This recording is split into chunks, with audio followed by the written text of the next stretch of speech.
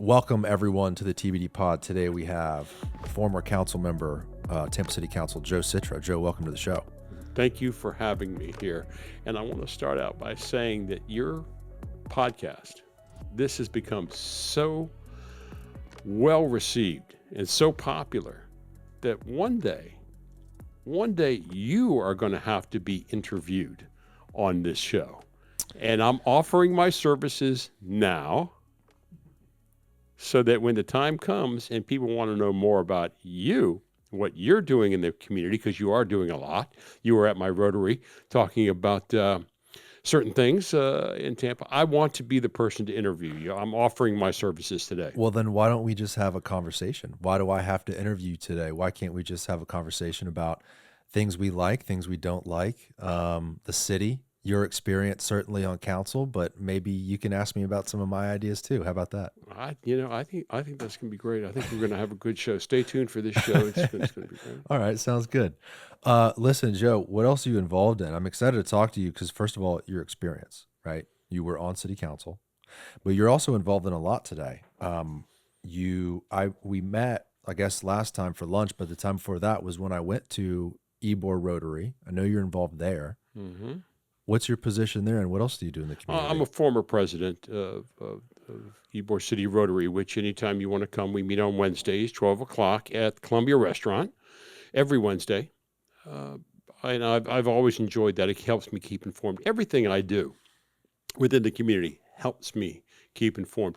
I want to keep my finger on the pulse of transportation and or lack thereof here in the city. I'm on the CAC Citizens Advisory Committee for the MPO-TPO, Transportation Planning Organization. I'm a Rough Rider. I do some things, Roosevelt Elementary with them.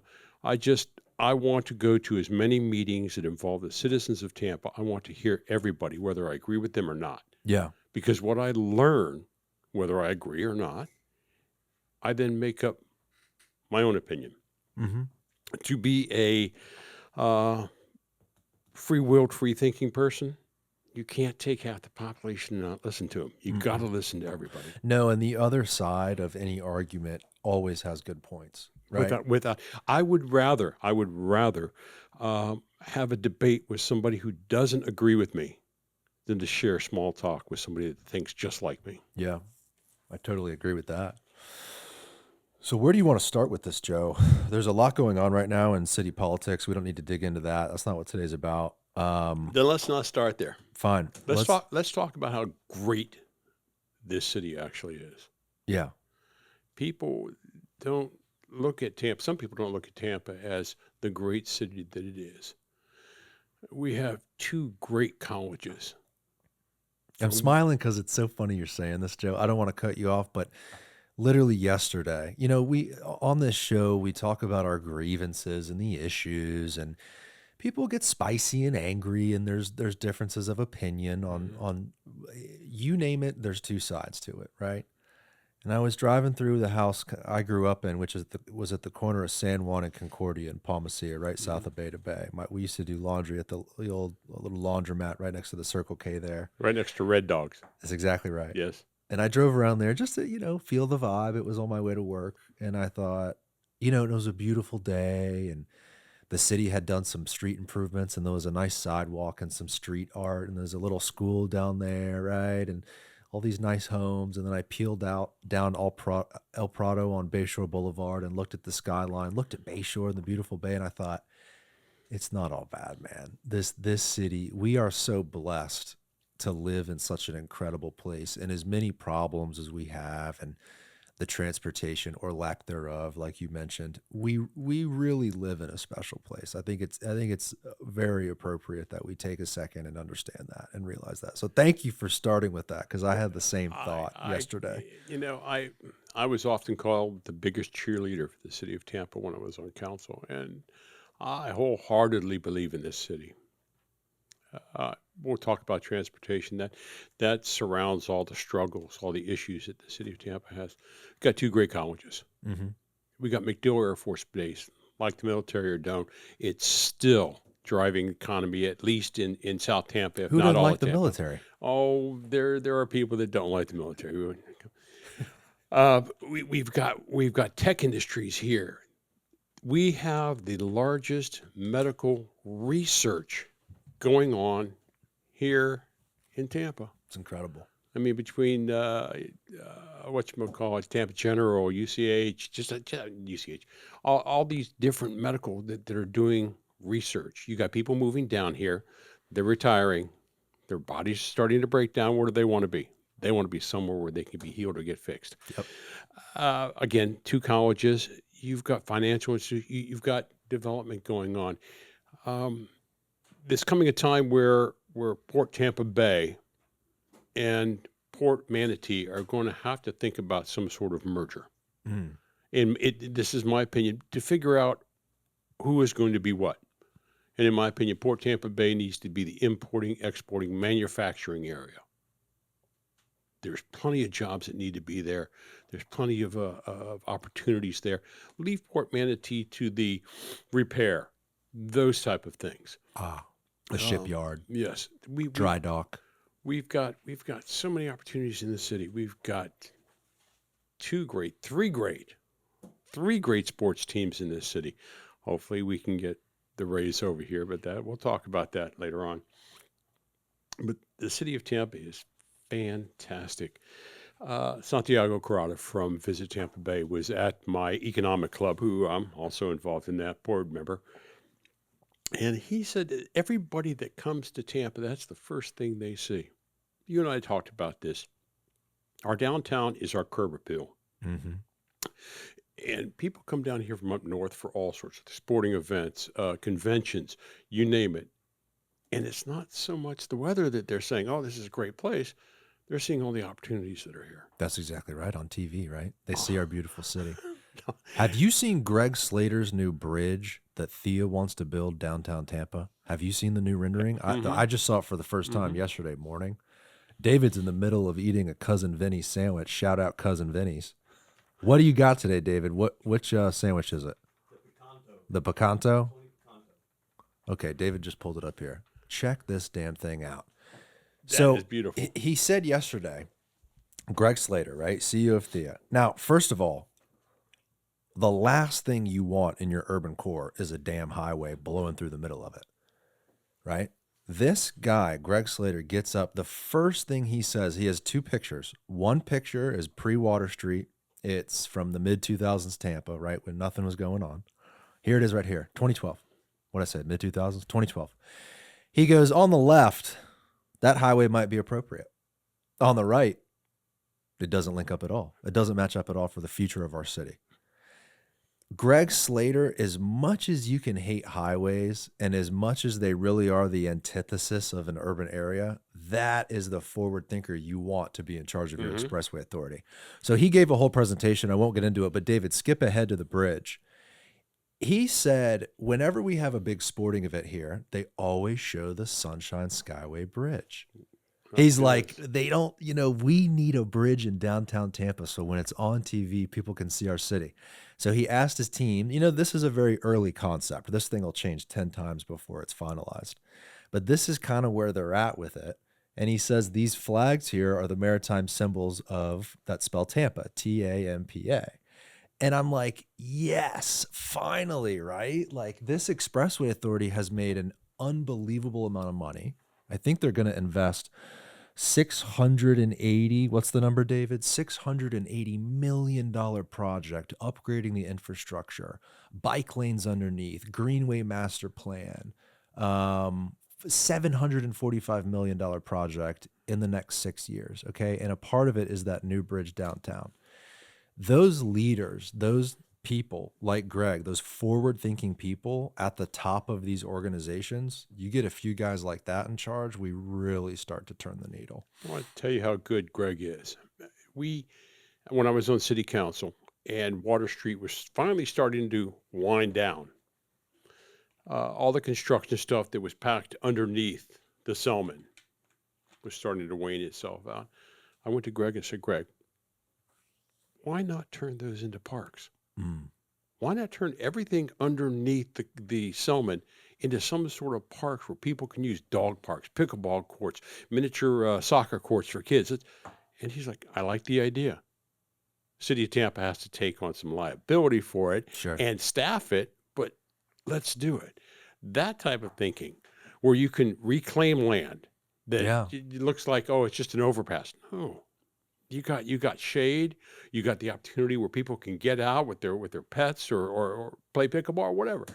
He's a forward thinker in Right. that, and I got him connected with Heather Erickson from Parks and Rec, and things are starting to come together. And now, every time I see Greg, it's like, okay, well, let's go a little further. Let's Yeah. go Adamo. Right. Let's go a little further. And then, oh, by the way, when Palmetto Beach, which is the next big area, the next Seminole Heights, next Hyde Park, why don't we do something in through there? Sure. So yes, he is a forward thinker. Yeah. I mean, he's a great guy to have in that position because an expressway is so anti everything we talk about on the show, right? It's literally the opposite of walkability. It's the opposite of good urban design. I mean, it's a part of urban renewal. It's a part of building a highway through a city. Well, what are you going to do? Are you going to maintain the status quo, or do you want to have a forward thinker in that position, recognizing we got to have a highway? Hmm. You got to be able to get people from East County over to Pinellas, and you can't shove them all on one roadway. No, especially 275 or I-4. So as upset as I am as someone who's from South Tampa, I live in South Tampa. The last thing I want is another lane down going through there. I mean, look, we got a lot of people living here, and they got to, they need to quickly and efficiently move about the region. And if Thea is going to take on some of that capacity, it's just good to know that they're doing so much beyond just adding another lane. I mean, we'll probably put this out in the next few weeks so people can see these details, but it's an awesome program. I was just so excited to hear that yesterday from them. When the crosstown was first proposed, you'd only be a limited amount of time where you would pay 10 cents for your toll on there. And then you never have to pay for it again, or it'll pay for itself. Well, things change, but Yeah, well, it was also called the Crosstown,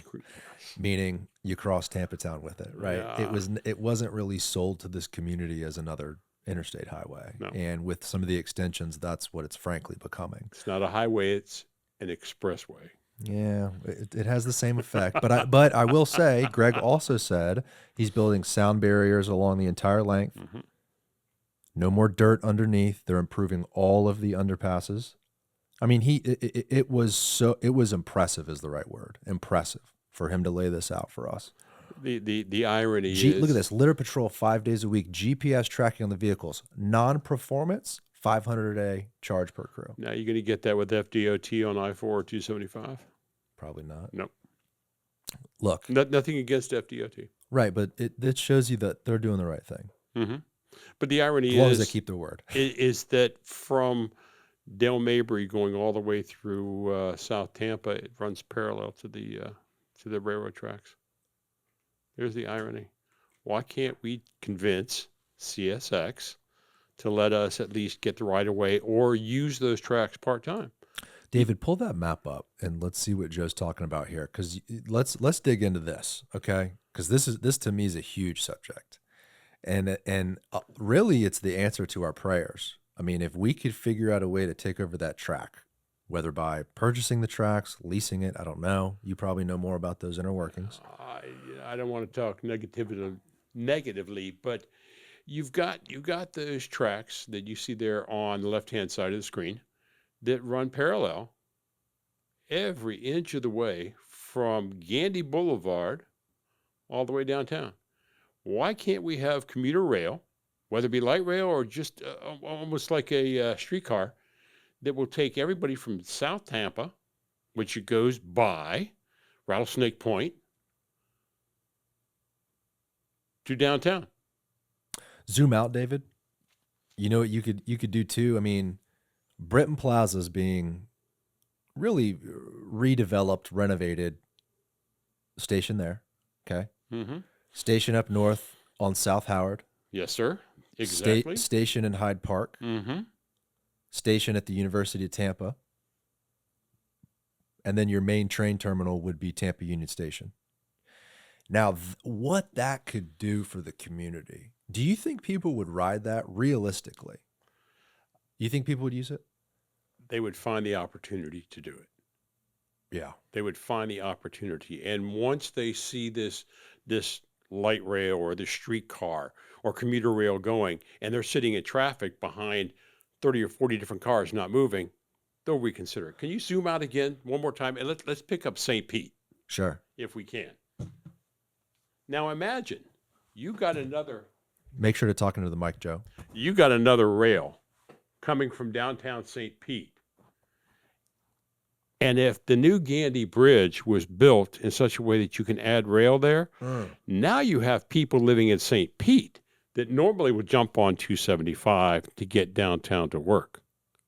Imagine those people just taking that rail, crossing the Gandy Bridge, and then going up through South Tampa to work downtown. Downtown to downtown. There you go. Like you could literally connect downtown Tampa and downtown St. Pete, and some neighborhoods in between. Imagine the two. Not that the Rays are going to be staying there forever, but at least the next 2 years, 3 years.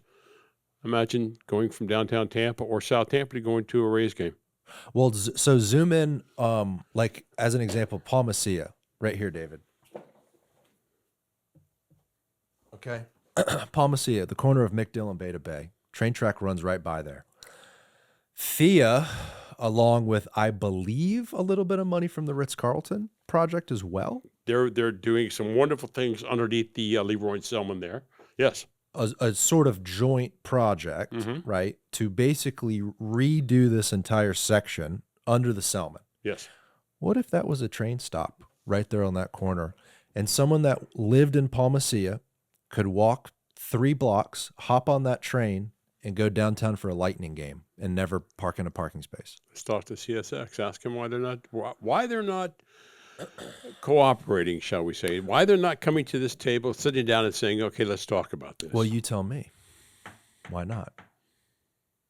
I've had no luck with them, and I don't think Hillsborough County has. I don't think any city official has had any luck with CSX.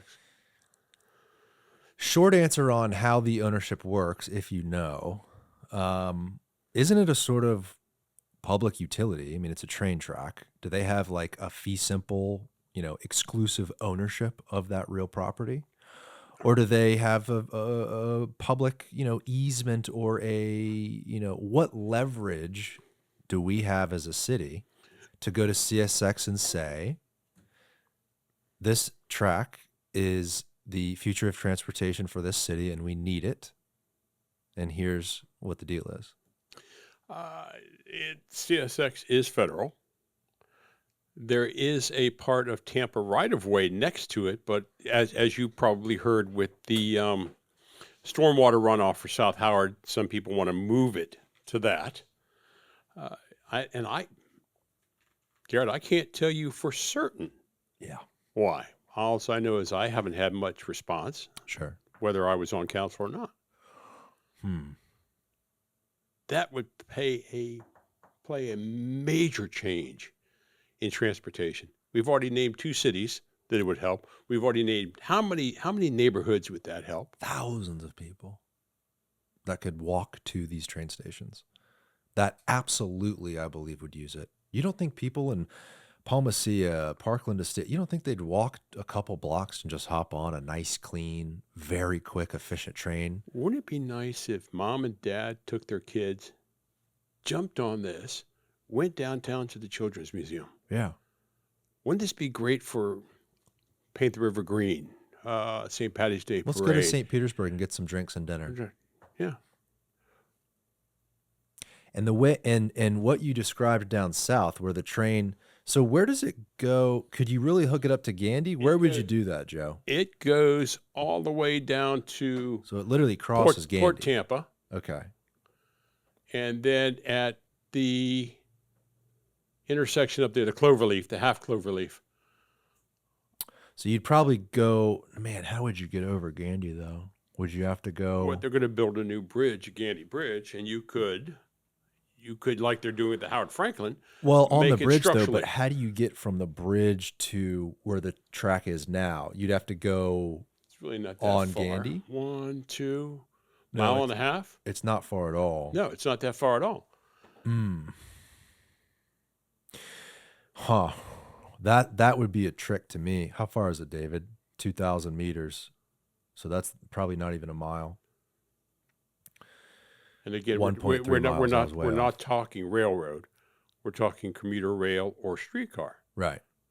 Have it run on a lane with knockouts Right. where the train could Can just pull pass. in, Right. let all the traffic pass by. Oh my God. We can do this. We can do anything, can't we? Given enough time, given enough knowledge, given enough money.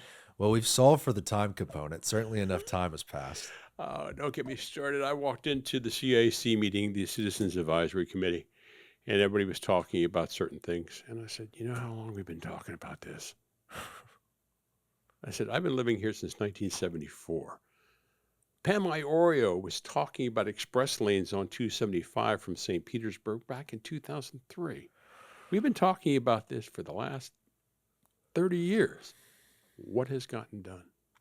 What do you attribute that to? What would be the reason why a community knows the answer, so to speak?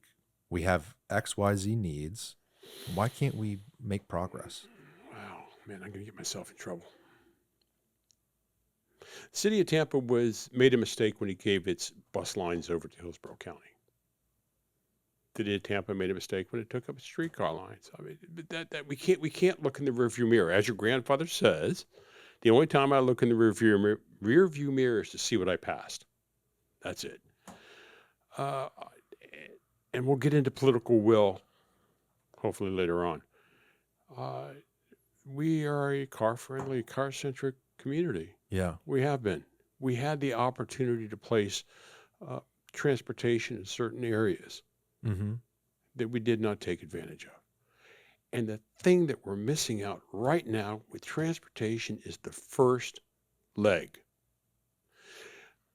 The first leg is going to be from the airport to downtown. That should be first. That should be number one.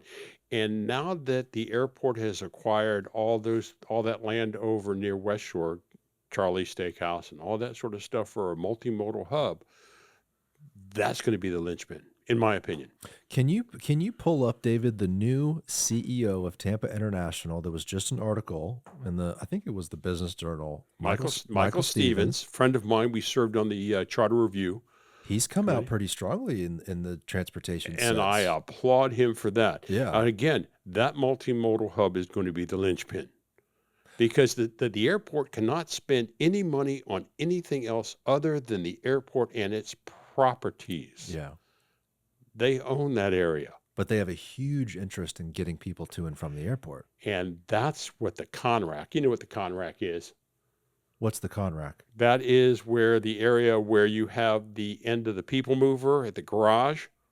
That's the Conrack. That was designed so people don't have to go all the way into the airport. They could go right there, drop people off, drop luggage off, return their rent-a-car, get on the people and move it there. Well, why not have some sort of light rail or rapid bus? Was that not right built there so it could be extended? I heard that recently. It could go over to phase 2. Right. Yes. It was built in a way where you could keep that track kind of going and connect whatever future rail to this. Why wouldn't it work to go future rail to go to that multimodal hub that the airport owns the land? So this is a Times article. The new Tampa Airport CEO wants to fix our traffic woes. Can he? So Joe Lopano, former CEO, revitalized the airport. Now the problem for Michael Stevens, the new CEO, is fixing what surrounds it and getting people to and from. Wow. Joe Lopano's retirement party was over at Armature Works. Dignitaries from all over. After the formal ceremonies and whatnot, people are standing in line to shake his hand.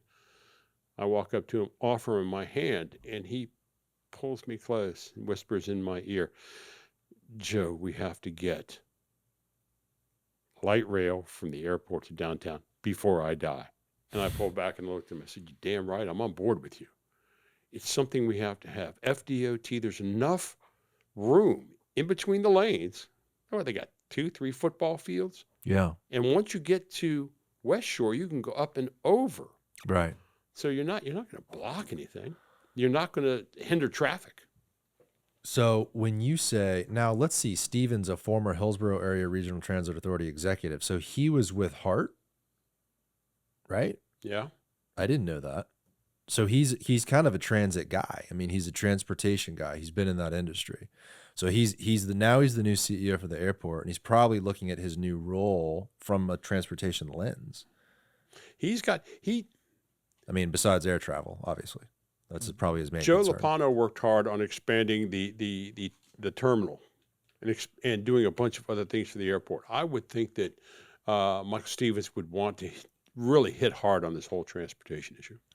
So let's explain to people where this new multimodal hub is. And Joe, please explain what that is and who owns it and what that deal was. Where are we at? So go here? south, David. Go south to 275. Okay. The area at West Shore and 275. Whoa. Zoom out, sir. Where's West Shore at? West Shore's here. Right here. It is right south of Jefferson High School. South. Oh, David nailed it. David, I'm talking shit. David nailed it the first try. If there's anyone that can use a map in the city of Tampa by now, it's David Deco. What did you just say? What did I just say? Yeah. What are those words you told me I couldn't say? It's right in there underneath. We're on the internet, dude. We can say whatever we want. right in that area. The hotel there was taken down. That is, as you can see, all the land, 275 there. That is going to be a multimodal hub, which is going to hopefully mean light rail, some sort of bus, Uber, Lyft, those type of things. The state of Florida owns it, right? Mm-mm. Who owns it? Tampa International Airport. The airport purchased property on the north side of the interstate with land that doesn't. That's what I have been told. That's why I'm saying the airport can't spend any of their monies on anything other than their property. I thought it was DOT ownership. Yeah, you know better than I do. Well, first of all, let's look up this multimodal hub. I've heard it a couple times, multimodal transit hub or whatever, but what has been described, I mean, if this is a public entity, whether it's the airport or the DOT, there should be public information about why they bought it, right? I mean, there should be those details in there. You're smiling, Joe. You got something for me? No. Okay, here we go. Okay, so is this, what is this? Right there. Okay.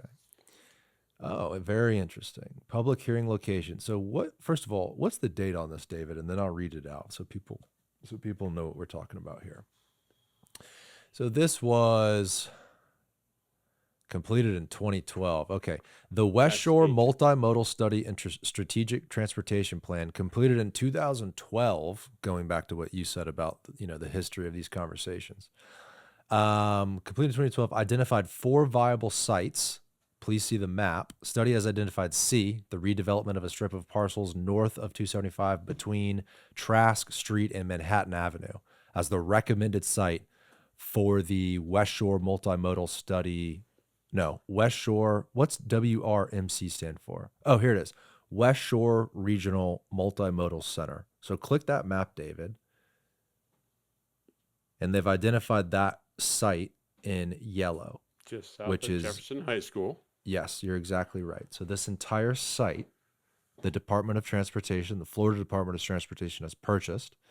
Now they imploded that old hotel that was there, and they have this site ready for transit use. Now go back, David, and see if on this website they have, is it for train? What is it for? Representative Multimodal Center. So these are examples around the country that they've said they're trying to model. So click the one in Arizona. Let's just see what they have in mind here. It's just a picture of some sort of a transit hub. The center, go back, David.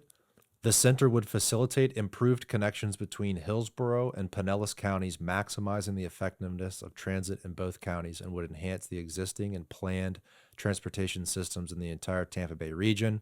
Sounds good to me. The impetus for the timing of the study was to help provide answers for some of the ongoing studies. So it sounds like they've been in study mode. They've made a land acquisition, but they don't have the plans. Isn't that always the way with transportation in the city of Tampa. Let's have a committee look into the committee that looks into the study for the committee of the committee who is Well, revolving around committees, and then we'll have another study that looks at a committee for but all the they've done the study and they've bought the land, you know? all the studies that have been done over the years for the last 30, 40 years. We could have already bought the damn. I There I know. said damn. The You're darn fine. But here's the thing too. light rail. Here's the thing. When you wait, like this study was done in 2012. Imagine if they bought this land or if they had done the project in 2015, how much cheaper it would be, or 2020. You know, the longer we wait on these critical things, the more expensive they're going to become. And then they're going to get to a point where it's like not even possible at all. Look at rail. If we wanted to do an adequate rail system throughout the Tampa Bay region, it would cost $1 billion or more now, you know, whereas if you did it way back in the day with the federal dollars we had back in the 20 years ago, Now you're going to start talking politics. Tampa International is actively developing multimodal hub aiming to integrate airport facilities with regional public transportation and ground transportation services. They can't spend money unless it's something they own. Mm. But to your point, that what is it? Rail is up to $1 billion a mile to build, maintain, upgrade personnel, vehicles. If we would have done it how long ago? Right. Would it be obsolete now? Well, here's the Look thing at too. Chicago. You got the L that's been there for 100 years. I mean, they got the subway in New York that was there when we were rolling cigars in the late 1800s. You know, it's so, and here's the thing too, right? We've waited for so long that technology has caught up, autonomous vehicles, etc. But with autonomous vehicles, you're still saying one person, one car. One person, one car. Our transportation needs should be. But autonomous vehicles could include some sort of an autonomous bus on a dedicated lane. But you are correct. Yeah. How many lanes do we have to have for that? Could going right down the middle of 275 be it a dedicated lane? Right. True. Right. We have to start thinking transportation is many people, one vehicle. To your point, yes, it could be automated. Have all the kinks been ironed out of that? Absolutely not. Yeah. Yeah.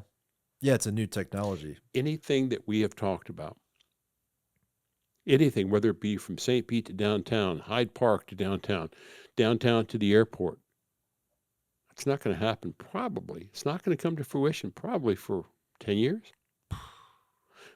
We're doing this for your children. We're not doing it for me. Yeah. Really, to tell you the truth, we're not doing it for you. We're doing it for your children. Mm-hmm. And if we don't start now, before the pandemic, Jane Castor, her number one focus was transportation. Number one focus. And all of a sudden the pandemic came along and just blew everything out of the water. Have we fully recovered from COVID? And I'm not talking health-wise. I'm talking financially. Have we fully recovered from COVID? The city of Tampa recovered from COVID quicker, and I'm talking economically, than any other city in the country. But transportation was her number one focus. COVID brought a whole mess of issues, of course, but it also exposed weaknesses. And one of those weaknesses was affordable housing. We had so many people move here so quickly that we couldn't keep up with the demand. We didn't have enough supply. As chair of the CRA board, the mayor and I worked together to use CRA funds to keep people in their houses, keep people in their apartments, to make sure that nobody lost the place where they were living. Yes, I understand that. I was talking to a client of mine who is a teacher at Sickles High School.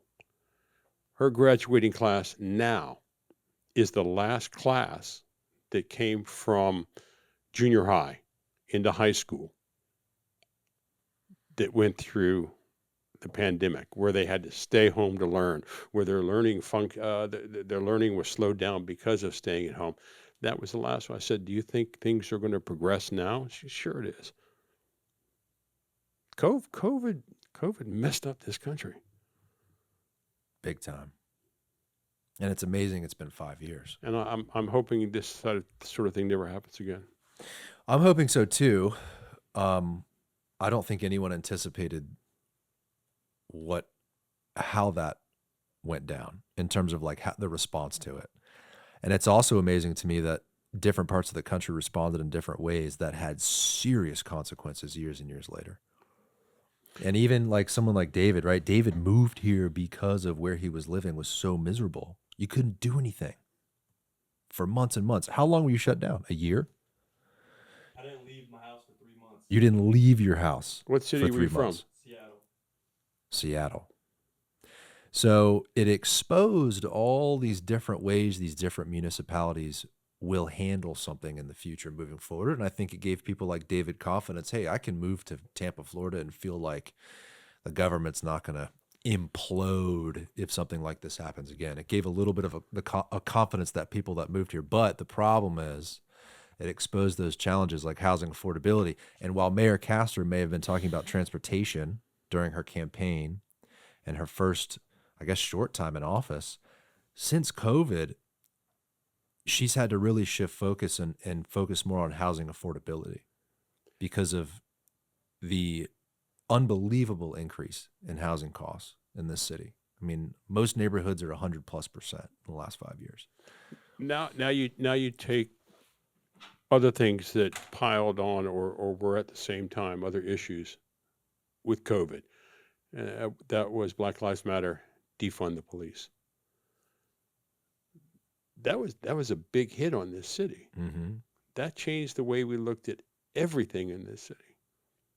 How people were treated, the police department, how we proceeded through any time somebody had a issue with the police department, how the police actually had to deal with that also. But yet again, the city of Tampa recovered quicker than any other city in this country. That shows a lot for the resiliency of the city of Tampa. That shows a lot for our resiliency in the economy. It shows a lot for our resiliency in being able to develop. It shows a lot about the people here in the city of Tampa. 100%. The question is, what do we do from here? Now that we've learned lessons, and while we haven't recovered and fixed every issue, we still have a housing affordability issue. We still have a transportation issue. And transportation centers around everything. Can you truly have affordable housing if you don't have public mass transportation? I think the answer is no. No. I'm going to say this, and I'm going to say this until somebody repeats me. The population of the city of Tampa doubles every day from 7 a.m. to 7 p.m. Everybody is coming into this city, whether it be for going to cruises, going to sporting events, shipping products in and out of the city of Tampa, going to the airport. We are the transportation hub, land, sea, and air of West Central Florida. We need help from the federal government, from the state of Florida, and from Hillsborough County. We need financial help. We had some when we had the opportunity for grants. We're seeing that dwindle away. Now I can keep going, but you're nodding your head, and I'm sure you want to add something. But let me sure. let me quick throw this in.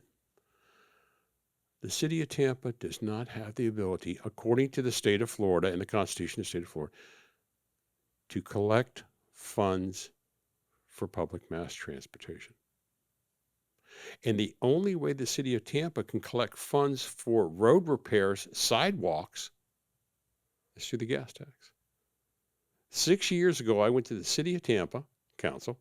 I went to the BOC, Board of County Commissioners, and I said, look, while the gas is up here at $4.55 a gallon, let's just charge 6 more cents per gallon. That way, when it comes down, nobody is going to feel the effects of it. We could have had enough cash to repave a lot of our roads, to build more sidewalks. But both City Council and BOCC said no. Well, when prices are so high, to add on an additional tax. Yes, but when Right. but when the gas price came down, it wouldn't have been noticed as much. True, true.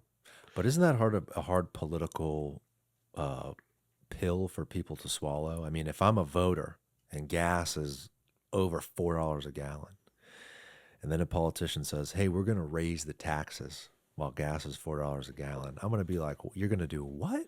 Hell no." Okay, that is great. Pay for your people are going to say something about the tax, or they're going to say something louder. Look at my roads. Right. My roads are True. full of potholes. Yeah. Hey, you threw my car out of alignment. Hey, you ruined my tire. So things have to be paid for. The greater. I'm not one for raising taxes, Sure. but if the only way that we can repair our roads and get sidewalks is through the gas tax, and of course we could have done it within the city of Tampa. Oh yeah, but I'll just cross the city line and I'll get gas over there. How many times do you drive around looking for that 2 or 3 cents difference in a gallon of gas to save money? Me? Yes, sir. At this stage in my life, now? Yes. Never. And I think most people probably think that way too. Now, I You're- will say when prices are at ridiculous levels, Mhm. I think a lot more people pay attention.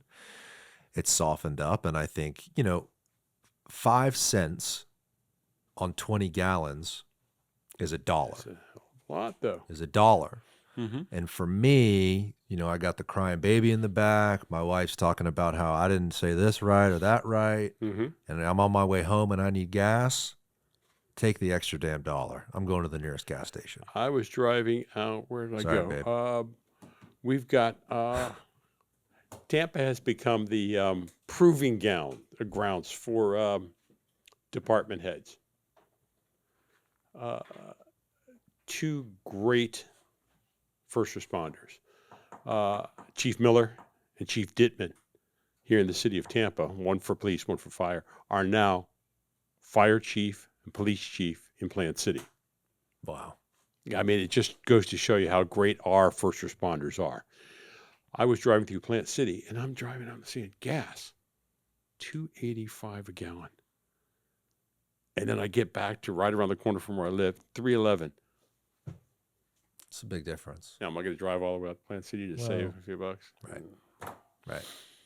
Well, I think it brings up a greater issue of why am I going to pay extra for things that I don't use, right? So you talked earlier about the people that live out in the county and then the people that live in the city, and people basically using the city of Tampa for amenities, right?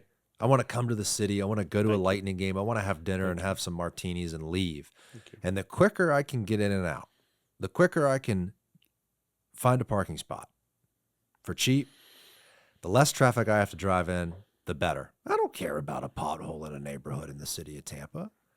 I don't care about public transportation. I want to get in my car and go to a Lightning game and be quick and efficient and get out. And when it comes time to vote for a tax increase to fix things that don't affect me, why should I care, Joe? God, you're wiser than your own, than you know. You're wiser than your means. No, and I mean that wholeheartedly. And that's what I hear a lot of people from the county. The all for transportation passed overwhelmingly Yeah. within the city of Tampa. Out in the county, it didn't do so well. But yet again, population of the city of Tampa doubles every day. Where are they coming from? Pinellas, Polk, Pasco, Hardy, Manatee, Sarasota, Highlands County, South County, East County. They're coming into the city, and they're more than likely not buying gas here. They're buying gas out there. But yet, if they thought about it this way, that transportation, that new transportation, rapid bus, light rail, that's going to take cars off of your road. Mm. You'll get there quicker.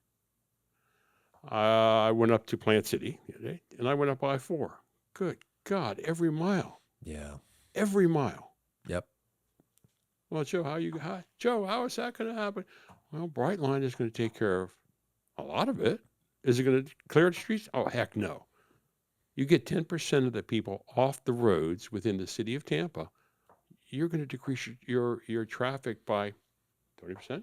Hmm. Numbers don't add up, but Same is true with Interstate 75. mhm. I mean, driving from Tampa to Sarasota now, it's like the whole entire way is traffic.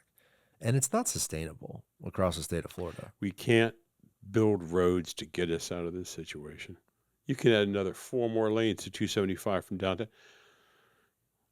The reality is again, you're going to have public mass transportation to make housing more affordable. You're going to have to add public mass transportation to get the employees, the service industry employees from East County, South County, Pasco, Polk, which is the largest developing area, quickest developing area. The service industry people that come here that have to pay for insurance, gas, maintenance, upkeep, and parking once they get here. Mm-hmm. Here's another thought. You have people that are complaining about surface parking lots within the city of Tampa. If they weren't needed and they weren't being used, you wouldn't have them. Hmm. So you have people driving into the city in their car from outside of the city. Where are they going to park? So I Uh-oh. look, Deep well, breath. but Deep breath. well, we'll just go through this sort of thought experiment Okay. in Ybor City in particular, Thank you. just as one example. Thank you. Let's do it. Okay. My second home. So David, zoom into Ybor. Okay, and you're going to go to Centennial Park, which is a little bit here in the center. Where are we at here?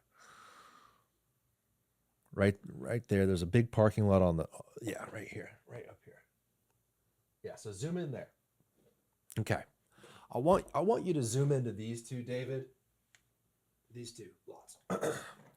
For those listening, just listening and not watching, I'll explain it. So we're looking at a cross section. This is 7th Avenue in Ybor City. The north side is 8th Avenue. Okay. I believe Carmine's is on the corner of 7th. And what's this north-south street? That's the Italian Club. People know. That's the Everyone Italian knows Club. where this intersection in Should have Ybor. been called Carmine's and the Italian Club. should have been called the On the Sicilian. north side of these blocks, okay, on the right side, you have a city-owned parking lot. Mhm. On the left side, you have a private parking lot. The city parking lot is full of cars, and the private parking lot has 12 cars. What time of day was the picture taken? I'm not defending anybody or anything, but what time was the picture taken? It's a good question. Does it show? It's certainly Because all the other parking lots below that are empty also, aren't they? they are. They are. I'm- Dirty Shame is empty. And are they private or are these Okay. city lots? Those are I can't say for sure, but I think they're private. Whereas the upper right, which is near the old Tropicana, correct? Yes. Okay. That is a City of Tampa parking lot where you can go in there, and if you're a resident, you can park 2 hours free. So that's why that lot's full. I can't tell you. I don't know what day this is. Sure. I don't know what time this Sure. is. But you can go into that parking lot and the one to the east of it and park there for 2 hours for free while you're going to get your coffee at Blind Tiger Yeah. or any other place in the area. But I'm going to say that's probably the reason why that is being used more than the other parking lots. We probably would only be guessing, we'd have to study and look at the time and blah, blah, blah, see the ownership, whatever. My only point was you have a city lot that's basically full, a private lot that's not at all. Developers spend so much wasted effort on parking. It is unbelievably expensive to build these parking garages. They basically do it because they have to, because of city codes. David, go to IKEA, will you? Well, real quick, let me finish Go this ahead. one, though. No, go ahead. Because I just wanted him to pull up IKEA. specifically here in Ybor City, where the city has done its large parking lots on the west side, developers have came in and had the ability to build beautiful, creative buildings and not had to worry about parking. Shouldn't the city? Look, hey, this parking lot's full. Okay, have 3 floors of parking with a couple spaces of ground floor retail. Do a city project. The city provides the parking. The private owners of these lots will now have less of a burden to develop these sites because they won't have to worry about parking because it's handled by the local government. If the local government, the city of Tampa, is already providing all the parking in the area, and then we sit back and wonder, well, why are there so many parking lots around the city of Tampa? Well, it's because those developers don't quite have enough incentive structure to start building. I think the city government should do everything it can to use the real estate it has to take some of those burdens off these developers so they can start to build on these lots that they've owned forever. I mean, these are critical lots in Ybor City. And then the same is probably true downtown as well. I've got 2 words. Barrio Latino. You get a developer that I agree with you that could build a couple stories and develop that area where you could have ample parking for the development that they have, and maybe even a few more extras that they could lease out or charge a parking fee. But then all of a sudden you go into height. Is it profitable for them to build something and still adhere to the Barrio Latino Board and the rules and regulations that they have within building and within Ybor City? I think for these private developers that own these large lots, specifically in Ybor City, for them to do what they need to do with their development and include a couple floors of parking for their project, no, I don't think they can fit within those boxes. And I think that's the reason why nothing's getting built, is because by the time you add 2 or 3 floors of parking, I mean, you tell me, you can only go, what, 5 or 6 in Ybor? You can't go that high. No. So, I think it's it kills the 64 project. feet, something like that. Kills the Yeah. project. Kills you. You can't do that. Do people want to ruin the historic look of Ybor City? No, they don't want to see it either. So that's tough. I went to legal when I was on council. And I said, look, people were coming in and buying areas for surface parking lot.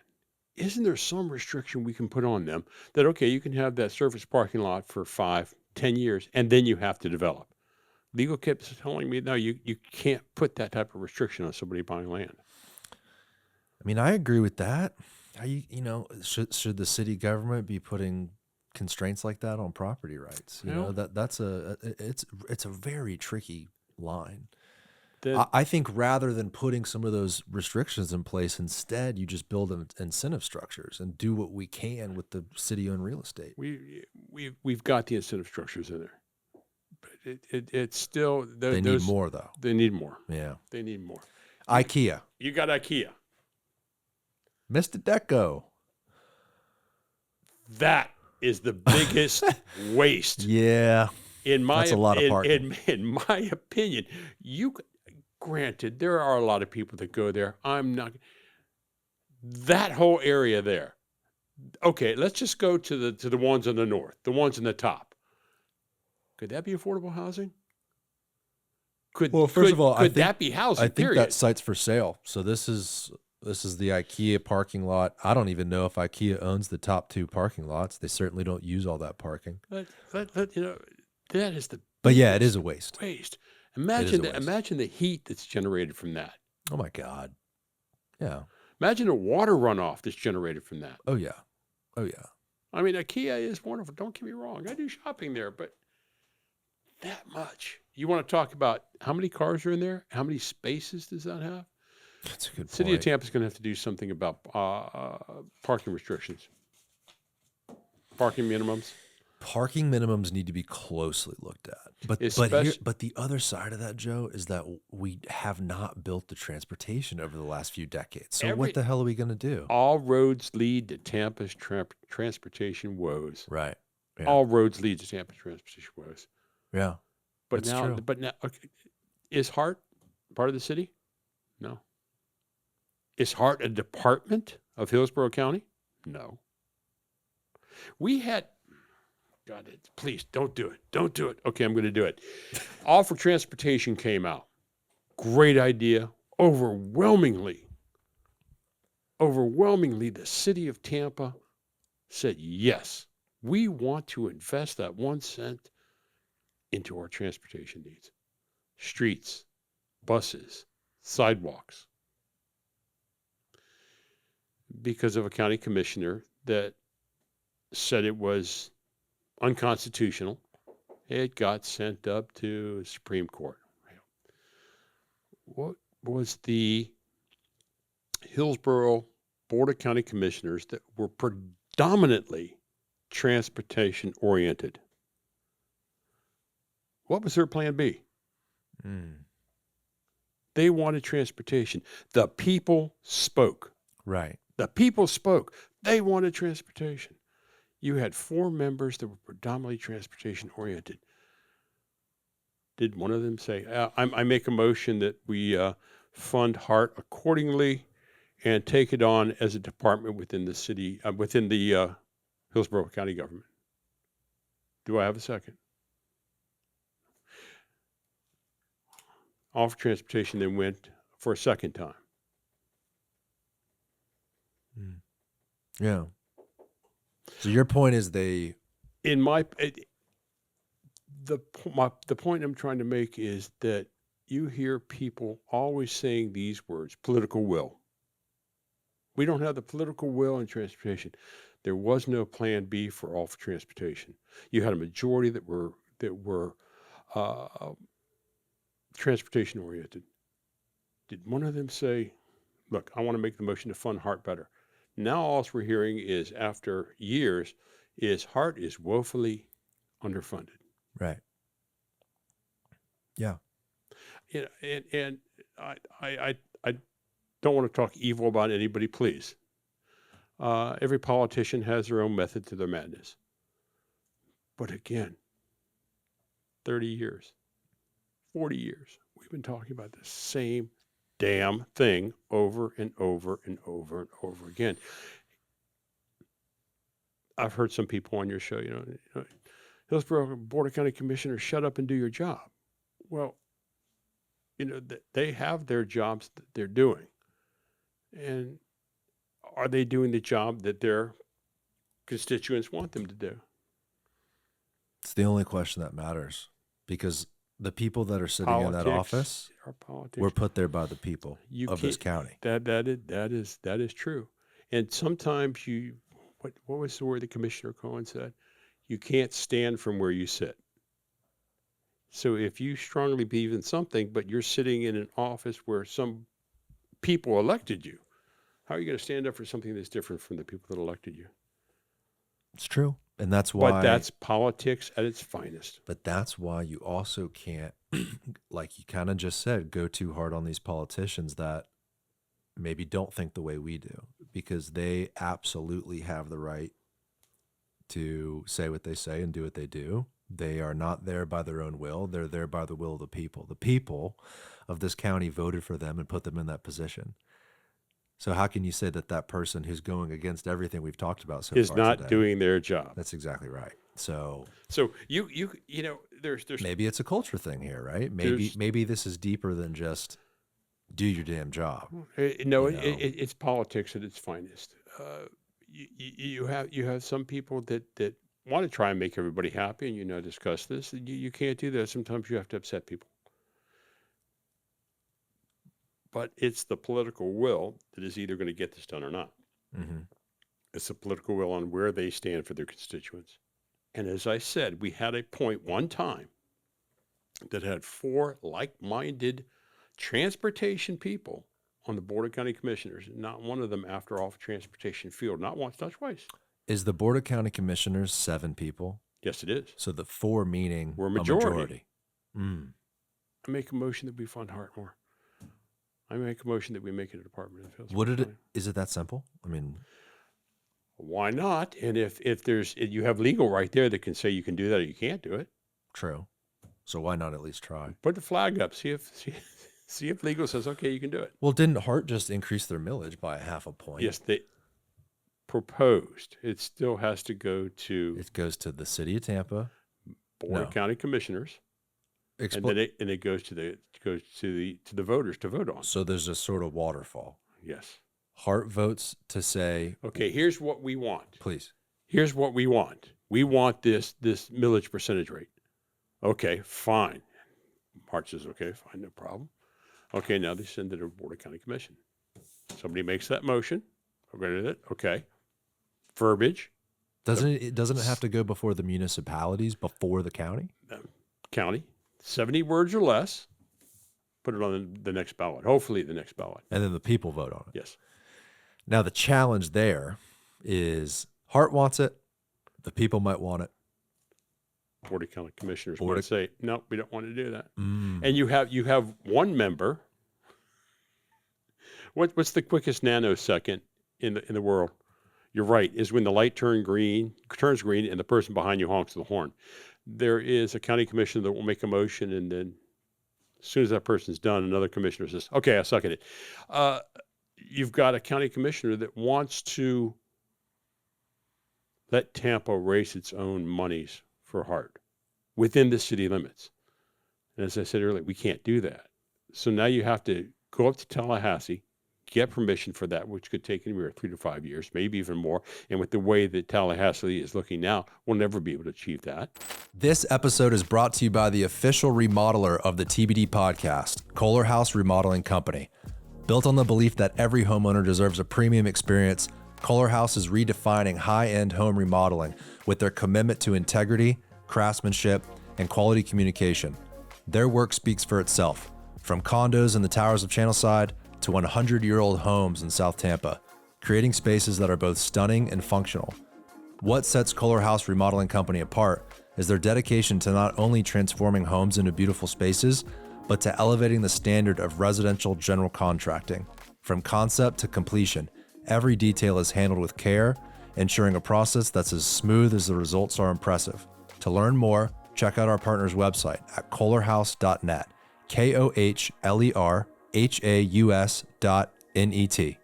This episode is sponsored by Chansey Architecture and Interior Design. Rooted in the heart of Ybor City for over 35 years, Walt Chansey and his team are trailblazers in their field.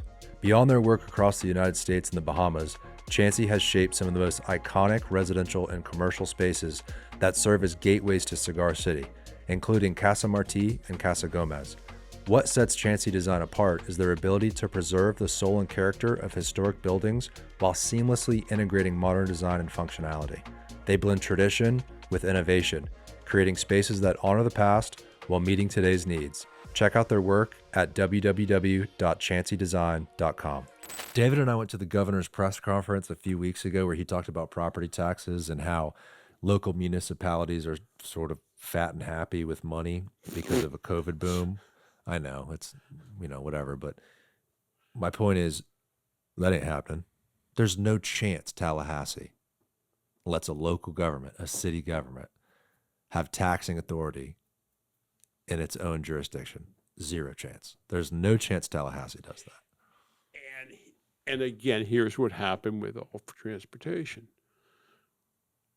The taxing entity, Hillsborough County, had the decision on what they wanted to do with those taxes. Mm. And the way all for transportation was written out was everything was already decided on what was going to be paid for and how the monies were going to be spent.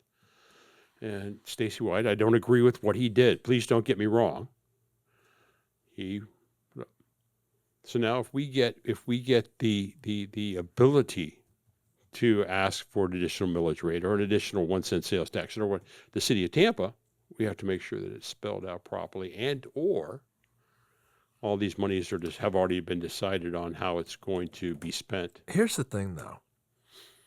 Don't hate the what? You're rubbing your eyes. Well, no, but it's like don't hate the player, hate the game, and play the game. Look, we have Politics. a taxing authority. It's called a CRA, and it's defined by urban blight. Well, isn't blight our transportation woes? Isn't blight the lack of sidewalks and biking infrastructure and our shitty broken roadways? Can't we use CRA funds along a future streetcar route and use those dollars for our transportation? Pull back out and go the streetcar, just enough the streetcar lanes. Streetcar map, David, you can do Google. How many CRAs does that go through? That goes through Ybor 1, Channelside, downtown, Tampa Heights? No, not yet. It could be. Could be. Now that's that. Look at the old map there on the left. Why can't we take CRA dollars to extend it, including what it would go through? This other one here in the middle, David. Right. Yeah. But from what I'm hearing is that the CRAs have overextended themselves as far as what they're going to be spending their money on, with the exception of, I believe, Channelside. What if it was an entirely new CRA? You'd have to do a study, which could cost upwards of $300,000. Why? Why can't you just do 3 blocks on either side of the streetcar line, its own independent CRA, specifically for a transit line? Let me finish. You have to go through a study. Okay. And then you have to get the residents to agree that they are in slum and blight. See, people have been talking about that in South Tampa, south of Gandy. Well, how come we don't have a CRA? Do you want to prove that you're slum and blight? Oh, no. I could easily prove that. I've got ditches in my neighborhood, broken sidewalks. And I'm not that laughing. the city's I'm not fixed. laughing. I'm not laughing at that. Well, I will just say the city recently has done so much infrastructure-wise. Paving the roads, fixing the potholes. They fixed cave-ins in my neighborhood, probably because I bitch about it all day on the show. They put up safety infrastructure at McDill 48 Park. Safety, pedestrian crosswalk. They've shaved down all these sidewalks so there's no trip hazards. I've been noticing. They've been doing a good job. It's getting done. It's getting done. But again, you have to ask the citizens within where that CRA is going to be, if they're going to prove slum and blight. And a lot of people will say, no, my neighborhood's not slum and blight. I don't want that on me. It's hard to say this, and people might not agree, but I don't know the difference. I mean, you might know the difference economically. You might know the difference demographically. If you broke down what people make, what they look like, their skin color, you might see a difference in different areas across the city, But I can show you a million areas in South Tampa that look no different from West Tampa, that look no different from East Tampa. And not you, but to say, someone saying, I've heard elected officials, other people, that South Tampa, slum and blight, they don't have slum and blight. Or, they don't have needs. Or, that's a rich people town. It's just simply not true.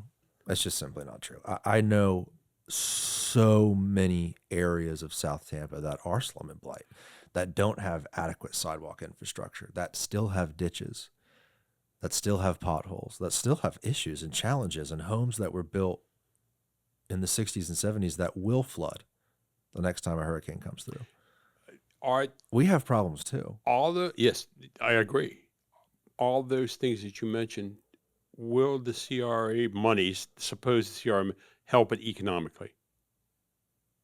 I think so. Okay. I think because that's the first question that's going to be asked. Is it going to help the economy of that area? So who do you have to prove the CRA to establish the CRA? State of Florida. You have to basically take this application, so to speak, right, and put all these qualifications in there, and then the state of Florida approves it. And with the recent news about the state of Florida talking about how they might even get rid of CRAs, and you have council members that don't want to see any new CRAs either. This whole city could have been a CRA. The number one area that I wish had a CRA that would benefit not only the city but the county would be Sulphur Springs. Oh, absolutely. Oh, absolutely. Yeah. Clearly. I mean, you talk about a neighborhood that has not received any sort of benefit from the economic action of the last 5-10 years. Can you imagine Sulphur Springs? Somebody goes in and did what your grandfather did. Create a CRA there. Invest monies into CRA. Bring in new businesses. And did what your grandfather did for Ybor City. It's ripe for it. The neighborhood deserves it. It is. And that if what's the argument for not wanting a CRA though? I don't understand why you wouldn't want to establish a CRA. Because the logic of some is that you're taking away monies from the general fund of the city of Tampa. The general funds are meant to help the whole city of Tampa. CRA funds are a part of the ad valorem tax that are spent right back in the neighborhood from which they came. If you were to take those ad valorem taxes that are from the CRA and put them back into the general fund, it would be like a drop of blue ink going into your water bottle right there. With those CRA funds, the neighborhood gets to use them to hopefully what they want to see done. If that CRA dollar wasn't there, they'd have to then go back and beg the city for money. Mm. It all comes down to money. Politics. Every one of these issues, really, at the end of the day, is how do we pay for it? Yes, sir. You But got a it's text there politics. from a good friend of ours. Yeah, Daryl Shaw. If I may, let me get it. No. No, he had a representative from And I say that because we should get into that project, what that means for that neighborhood. Can you pull up Gasworx? I mean, you want to get excited about something. This You know, is besides the fact that I admire Daryl, and when I introduced him at the Economic Club, I made the statement, he is going to make history. yeah. I text Daryl, Gabby from his office from Ketterman came in and spoke with our Rotary group, and I texted him. I said, Daryl, is there anything you want me to ask her that you think that our membership really needs to know? I didn't hear back from him. So I asked my own question, which actually really wasn't a question, it was a statement. And I said, this whole area that Gasworx is being developed was a brownfield. There were environmental issues down there. And there also had to be infrastructure, clean drinking water, storm water, sewage. There are things that needed to be done down there. Daryl and his builders went ahead and took care of the infrastructure.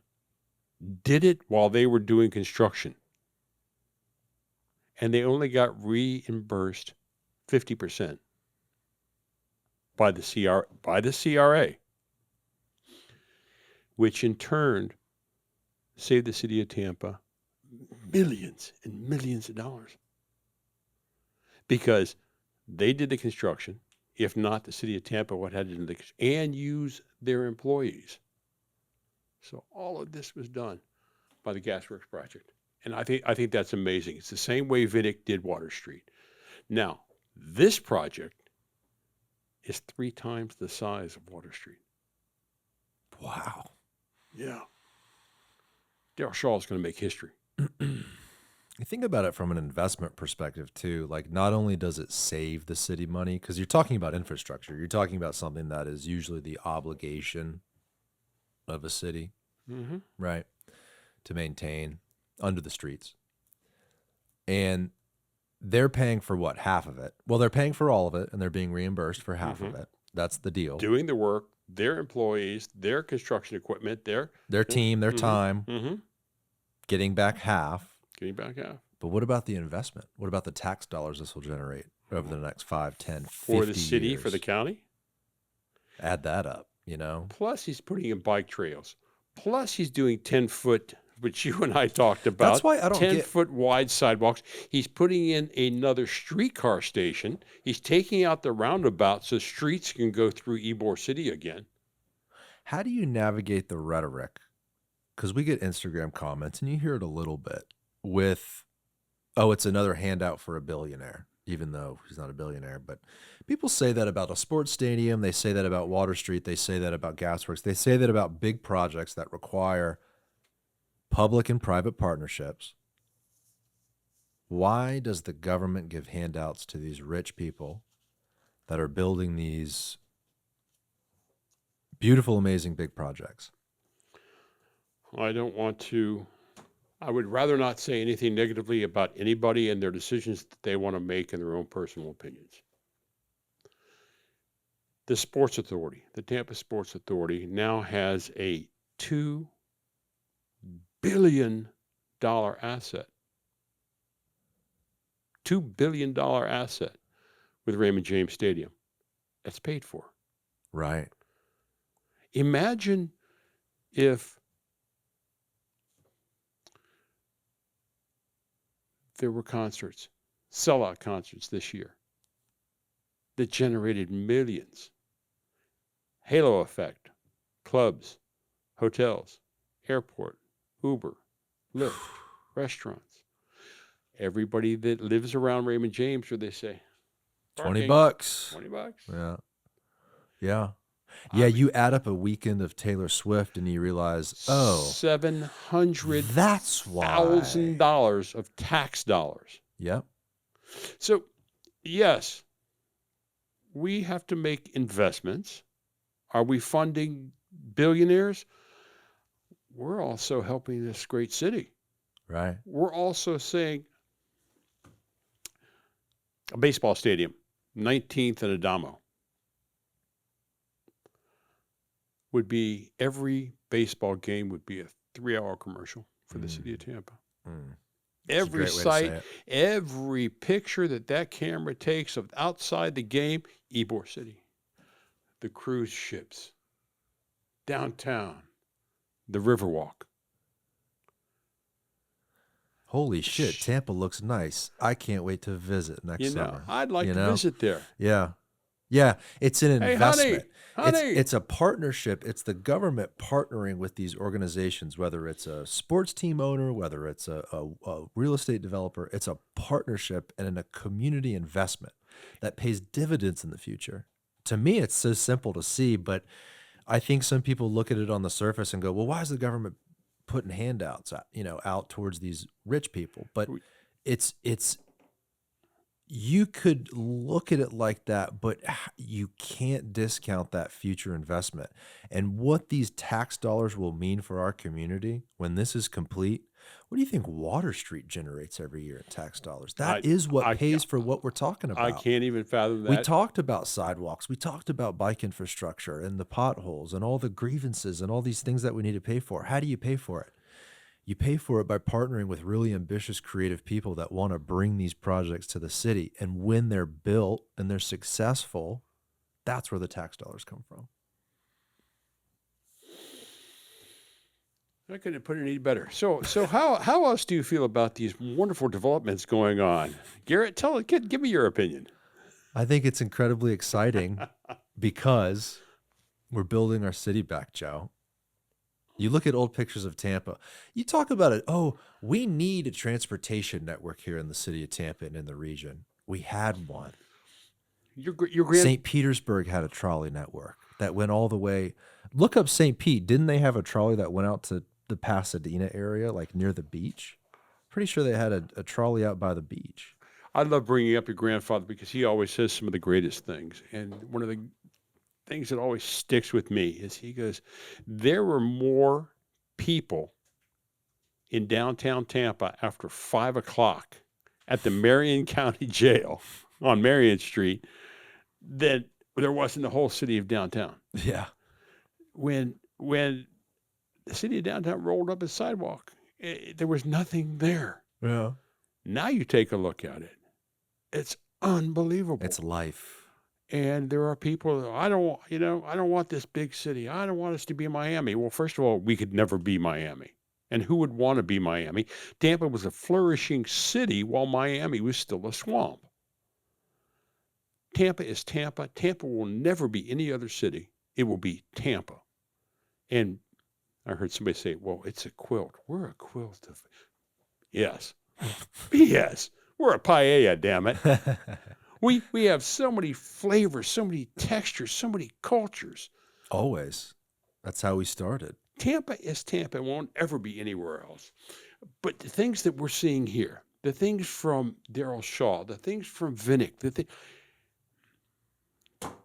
oh my God, Britton Plaza. Oh, it's going to be a new Midtown. Well, if you'd stop shopping at Amazon and Temu, maybe some of those places would still be in business. You asked me what I'm so excited for, and it's just that. It's a investment in something real. It's the opportunity for these development projects to get kicked off so that people like my great-grandfather can have iterations in today's generation. Are you taking a picture of me mid-podcast? Yeah, Who are you sending that to? Daryl Shaw. You up? He just sends a picture of me. We're building back the city, Joe. That's why I'm excited. I'm excited because I grew up and was dropped off after school to my great-grandmother, Evelyn. She was born in Ybor City in the early 1900s, and she used to tell me the stories of lamplighters when 7th Avenue was oil lit before electricity. And she talked about her and her husband's hardware store and the service stations they owned, and the family that owned the macaroni factory, and the family that owned the grocery store, and all these different people in a community that shared experiences and shared goods and shared services. And you know what they did was they passed each other on the sidewalk, and they looked each other in the eyes, and they smiled at each other, you know, and they were connected, and they were involved in politics and government, and they were all on the same team. That's what I'm excited for, Joe. I'm excited for Tampa to build itself back. And Daryl Shaw, Gasworx, and things that Daryl Shaw is doing in Ybor City are going to return Ybor City to what it was. It's not doing any gentrification. It's returning it to what it was, a place where you could live, work, go to school, buy your goods, worship, and never really have to own a car. You could go and pick up a dozen eggs, or you'll be able to buy new shoes or get your hair done or go to school, all within your neighborhood. And Just that's what like- Ybor City used to be. That's what Exactly. Tampa used to be, was neighborhoods that you could do all that sort of stuff. That's what all American cities were. America's downtown. I mean, you probably remember when you were younger. I'm too young, but wouldn't you go to something like Franklin Street for Christmas shopping? People would go to the American downtown. That was it. Do you know? Before the shopping mall, before Amazon, you would go downtown. So this is a cultural thing happening in this country where people are taking a more dedicated approach to their downtown. I mean, you've even seen Detroit have its own come up, and I know the West Coast is kind of a shit show right now, but they'll bounce back. But interestingly, I think because of the available land and the parking lots we talked about earlier, in combination with some of these big picture things like Water Street and Gasworks, Tampa has the greatest opportunity in this country to be like this next second iteration of the great American city. We used to have it. We show the old maps all the time. I'm glad you brought up Detroit. And here's the thing that Charlie Miranda said over and over again, and I strongly believe him. When a city stops growing economically, it dies. Detroit was one of the most economic, richest cities in this country. And then somewhere, 80s, it just fell off because it stopped growing economically. Yep. We are at this point right now, and we need to seize the opportunity. Our downtown is our front door. It's our curb appeal. We are starting to be able to, with Rome Yard, with the green spine, Yeah. we're starting to be able to be more connective with neighborhoods now.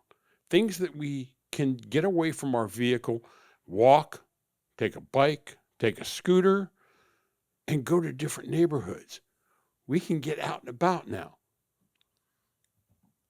I'm looking forward to the next 10 years, 15 years of the city of Tampa. If we don't seize this opportunity right now, may be lost. And a lot of the opportunity comes from people that take these huge dedicated roles like Daryl, like Jeff, right? Like these huge, ambitious, creative, really risky projects that require a lot of money. Those guys need to be helped as much as they can to help facilitate that vision. I mean, Daryl doesn't have to do what he's doing with the trolley stop and preserving the old architecture and keeping in mind some of these lower heights near the historic district and then going more vertical towards downtown. Like, it's so intentional. This project, specifically Gasworks, is so intentional to the history, to the past, and keeping what's there and preserving some of that natural environment, but then also recognizing the future in some of the southern area of the project. I mean, that to me is the biggest piece of this. These huge projects that are going to be game changers, to facilitate these projects and help them become a success. That's what's going to be the driving force in all this moving forward. And the best way people can support it is just to show up. Like when this thing is built, go get dinner there, go check out the different businesses. If you're moving to Tampa and you're listening to this, check out Gasworx. Can you Ask David. can you first of all, to your point, we can preserve. We can preserve, but we can also go to our future. Go to a newer Tampa, because if we keep preserving and preserving and preserving, you never let the younger generations make history of their own. Mm. So we have to find that middle ground. Preserve as much as we can, but let the next generation make some history of their own. Bright line is coming.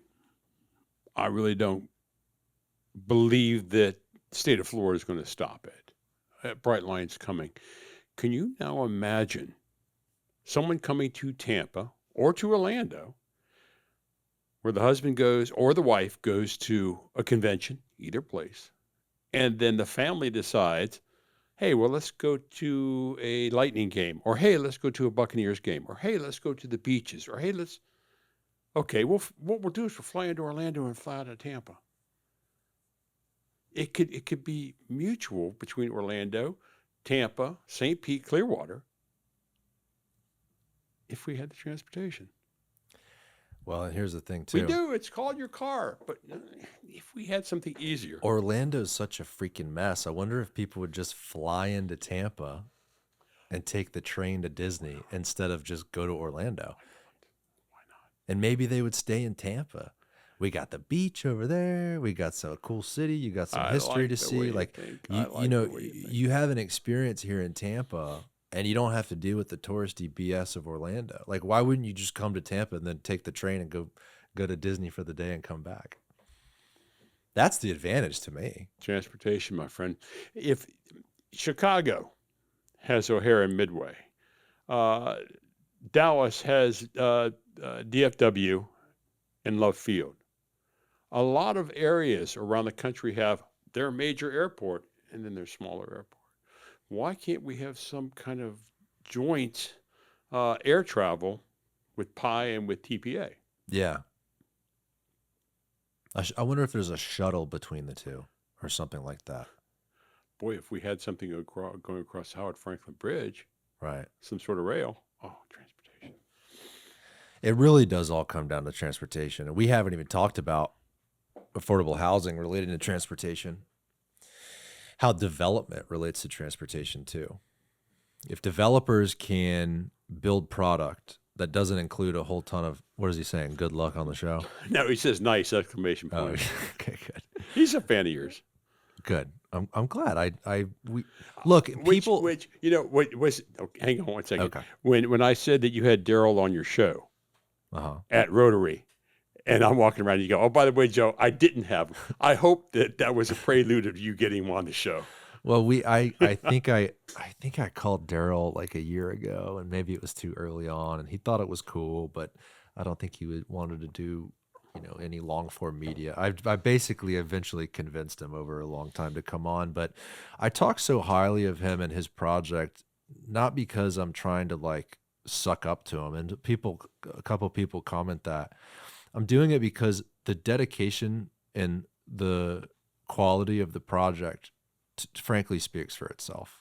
It really does. I mean, I highlight it and I talk about how much I love it, but someone who listens to me and all the nice things I say about it can easily look into the project themselves and go, okay, this is a serious dedication to this community. Right. I interrupted you. I apologize. No, it's all good. I was just getting ready to talk about the intersection between transportation and development and affordable housing.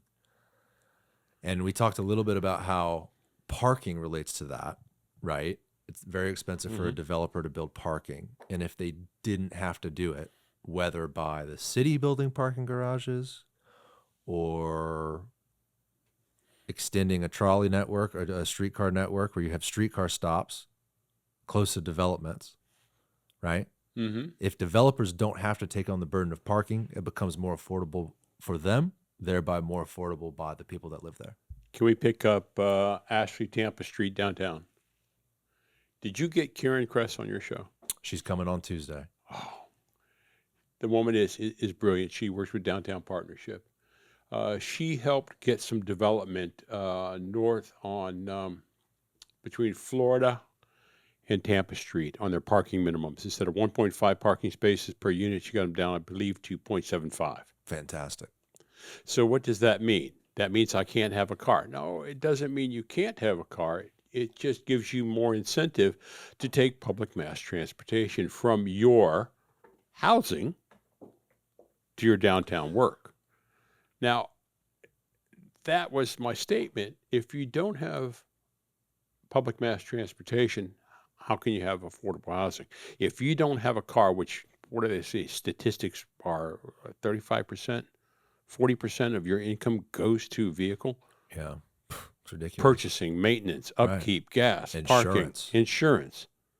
If I had the opportunity, if I lived somewhere, maybe where the old Army Navy is, where they're going to put affordable housing there, and jump on Tampa Street bus taking me to downtown to work, and then to come back up Florida Avenue and walk 2 blocks over. Again, without the public mass transportation, you can't have affordable housing. Mm-mm. That's why this project, this opportunity with this city-owned land is so exciting. Because, Joe, so can we talk about the history of the streetcar extension? So you were on council while this was being talked about? I talked to Vic B-Day, and I am sorry that he left, but apparently he just needed some time off. Sure. He just needed some time. I saw him yesterday morning at the partnership forum. He was giving a presentation, and I know he resigned. I think his last day is like June 10th, June something like that. And I was joking around saying, I wonder if at the end of his speech he'll like do a mic drop or something like that, you know? Because I'm sure he's planning some vacations after I can't imagine having a city job. There's so much pressure that I've seen in my family that just comes with it, and it's a little bit of a thankless thing. And I think people in general should give grace to people that work at the city, the staff at the city. It's like these people work in the city because they want to make the city better, right? Oftentimes working at the city it's not the best money, right? You can make certainly more in the private world. Maybe it's good experience. People usually work in the city and then move on, whatever. But the point is, people work in city government because they want to help, like they want to be a part of something, you know? And I would imagine that comes with pressure. And we've seen a lot of people resign, you know, over the last, I guess, few years. Yep. So you kind of have to look at those people and be like, you know what? Thank you, sir, for your service. It's really a service is what they do, even though they get paid. Damn it, Garrett. You're gonna drag me into this. That's well, I didn't mean to, you know. No. That's fine. I'm only going to talk on my personal side. Okay. When I was on city council, Chief Bennett and Mayor Castor were lenient on me, where I would go in and I would talk to department head. I would go in and talk to staff. And I would sit down with them and I would say, look, here's the problems I have. Here's the issues I have. What can be done about it? Mm-hmm. And I would work things out before it went before city council and went out in front of the public. And I'm going to say 80% of the time, I worked it out with staff. It's not a thankless job. These people, you're correct, are trying to make the city of Tampa better within their powers that they can. I have just seen a lot of good people leave the city for the type of abuse that they have to take. And whether it's from an elected official, whether it's from some people within neighborhood associations, whether it's the media, you know, all the above. It's a lot of pressure. Again, you can't please everybody and you have to make a stance. Yeah. But Vic did a great job. We've had some other people that left that did great jobs. Uh, there's only so much someone can take. I don't know his story, and I've never met him in person. So I don't know those details, but I would imagine it just comes with a lot of pressure. And I think as a city, you should always be looking for great talent and appreciate the talent when it's there, because those people don't have to work at the city. They could probably go get amazing jobs and make more money elsewhere. So when you have good ones, you should be sure to keep them. Well, You know, I mean, I don't know if that's I can't tell you the reason why all that's going on, but I'm not talking. I will cover politics as a whole. I'm not talking about city, county, state, sure, federal. I'm not. But respect has a long way to go in politics. right. Our country, our society has become so social media oriented that I can hide behind my phone. I can never see you, Garrett, and I can call you all the filthy names I want to because I'll never see you. Yeah. There's no respect. No, and I think it actually has to do a lot with the way we live. Why do I need to respect you if I just pass you in traffic in my air-conditioned car with my radio on and I order my goods on Amazon and I get my services from an app? Why And do I I need to respect you if I and don't I can interact with write you? any But if your Google. dad owns the corner store and you come and buy goods from my business and we pass each other on the street Mhm.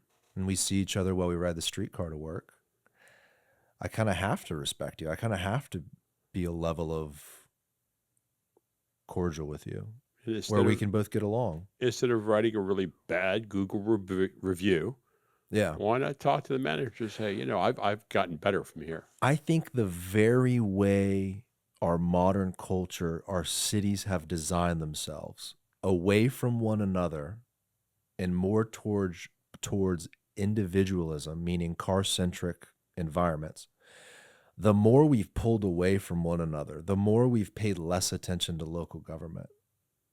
And all of that has bred negative things in our society.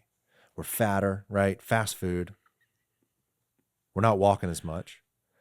We're not smiling at each other on the street. We don't know how to talk to strangers. You know, it's the way we've designed our cities is a sort of direct reflection at how this American culture has developed over the last, God, how long has it been? They tore up the streetcar in 1947. So 70 years, you know. Lots changed since then. And when I talk to my grandfather, who's 93, he sees it. And when I talk to him, what was it like, you know? When he used to take the streetcar from Seminole Heights, he was born in 1933 in Seminole Heights, which at the time, that was like the suburbs. And there used to be a streetcar that ran from Seminole Heights down to Ballast Point, and he used to take that as a little boy in the late 1930s. And on the way there, you'd see other families and other people, and you'd be talking to them about your community and who is who, and everyone was very connected. He told me that the same amount of people, like 60,000 or so people, or 70,000 people, the same amount of people voted back then as they do today. And yet there's like 400,000 people that live in Tampa. We're so disconnected from one another. There's some good things in my years that I've been here in Tampa. I've seen so many changes. I have an old friend. God, he's got to be pushing the same as your grandfather down in Ybor City, and we'll talk from time to time. And there was something bad that happened down in Ybor City a couple years ago. Let's not get into it. But he looked at me. He said, if Santo Trafficante was still alive, that wouldn't have happened. And at first I said, you're out of your mind. And then I said, yeah. There were people, and I'm not talking about bad people, I'm talking about people that were concerned about their neighborhood. When I walked down the street, and I was acting mischievously, I was doing something, throwing rocks or whatever, some little vieja, abuelita, would say, Does your mama know what you're doing? Mm, I would hope it would end there. right. I would hope it wouldn't get to my parents. Today, that little old lady walking down the street, does your mother know what you're doing? She might get beat up. Yeah. There's a big difference between the way things used to be and the way things are today. Hopefully, we can make sure that 20 years, 30 years from now, it doesn't get worse. It actually gets better. I think it can happen. I think it will happen because I'm an optimist. So I think it will happen because of two different things. One, we build this city back. We build back what we lost. We build back our transportation network. We get some density. We bring back the corner store. We focus on walkability and safety. You know, we build back the city we used to have, right? We have this great American downtown, number one. And number two, I think the more technology progresses and the more we are integrated into our phones, the more we order stuff online and it's all about the internet, right? It's all online today. And I think the more that happens, the more people will crave a human connection. At least that's true for me. we're gonna. God, I hope it doesn't come for fruition. I was talking to another friend of mine who is brass down at McDowell Air Force Base, and we were just talking, shooting it. And he looked at me and said, you know, the next conflict that the United States is going to be in, we're not going to be using guns, we're not going to be using planes, we're not going to use submarines, we're not going to be using, it's all going to come from disruption within our infrastructure. Electricity, Yeah. cell phones. Yeah. How many people would go crazy if they didn't have this for a half an hour, 45 minutes? What's the background on your phone? Is that an old picture? What is that? That one? Yeah. That's 4 great mayors together. Wow. Nuccio, Greco, Poe, and Lane. A friend of mine took that picture back in the 70s. This is from the 1970s? Yep. Wow. Matter of fact, I gave that picture, I don't know, maybe 11 by 14 to your grandfather years ago. I don't know if the camera can zoom in on that. You can pause that, David. Post-production issue, don't worry about it. That's fantastic. You know, Nuccio, he was kind of that old gangster way, wasn't he? Well, you know, the OGs are the best. They kept the peace, you know. I'm Murder? I'm not talking anything about organized crime or anything, but you know, in your neighborhood was safe. Well, there was a societal pressure to do good because you didn't want to make your family, yourself, or your associates look bad. So when that old woman came out and said, does your mother know what you're doing? It was a sort of threat like, hey, the community is going to think you're a little asshole. And you're going to make your mama look bad. And she's going to be pissed. And that pressure kept you straight. That's right. And we don't have that today. Because what's the consequence? It's all on the phone. It's all digital. It's all comments online. That is. And you can't touch me because I'm never going to be anywhere near you. Yeah. That's all it is. And I don't feel a threat, and I can say whatever I want because it's a keyboard, right? Not face to face. Let's get into the north part of the harbor. Let's dig it. Yeah, right where your cursor's at. Right there. There was an article that came out going back to Gasworx. There was an article that came out about Daryl Shaw and baseball in Gasworx. I can get close. Daryl Shaw and baseball at Gasworx. There was never any intention that I saw of baseball going there. That upper right-hand section, in my opinion, would be the perfect place for it. Why do you think it's the perfect place for it? You've got major intersections. Look to your right. You've got Crosstown dumping off there. You go north of Ybor City, you've got I-4 coming in. You've got 3 parking garages. You've got 15th Street and 2 at Fernando Noriega. You got the the streetcar passing by every one of them. You'll have another streetcar over here, and you can have a streetcar drop off right here. You walk 1, 2, 3, 4 blocks. All of this, the shipyards here are moving to South County. This is going to be one of the last development areas. This on the east side of Channelside Drive will be a development, proposed development, and everything over to the right will be a prime spot for a stadium for baseball, rowdies, women's soccer. And let me add this in too. Which I like your hat, by the way.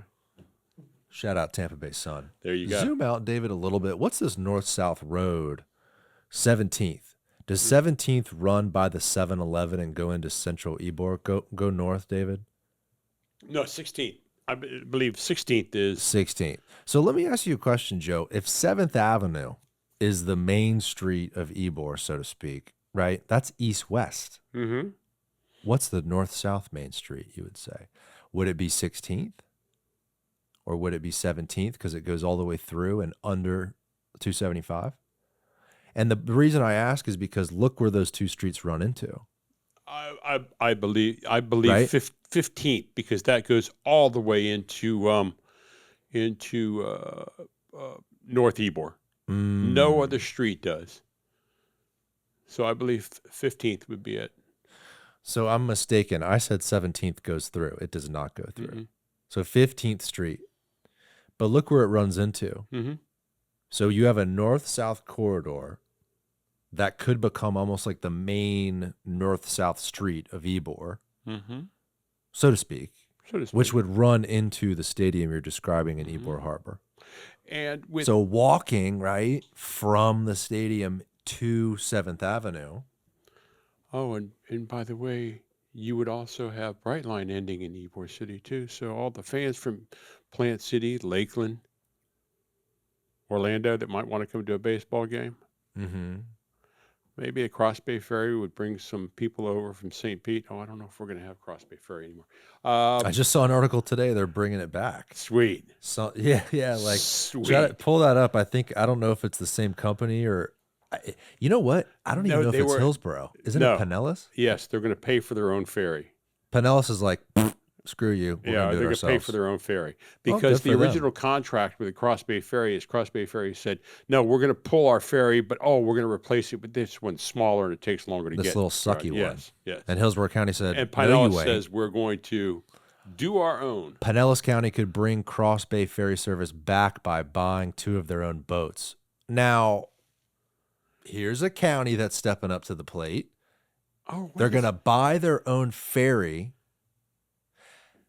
Why can't we have nice things over here in Hillsborough County, Joe? So does that mean that if you live in downtown Tampa, you could take the Cross Bay Ferry over to St. Pete, hop onto the Sunrunner, and get all the way over to the beaches? Now we're talking.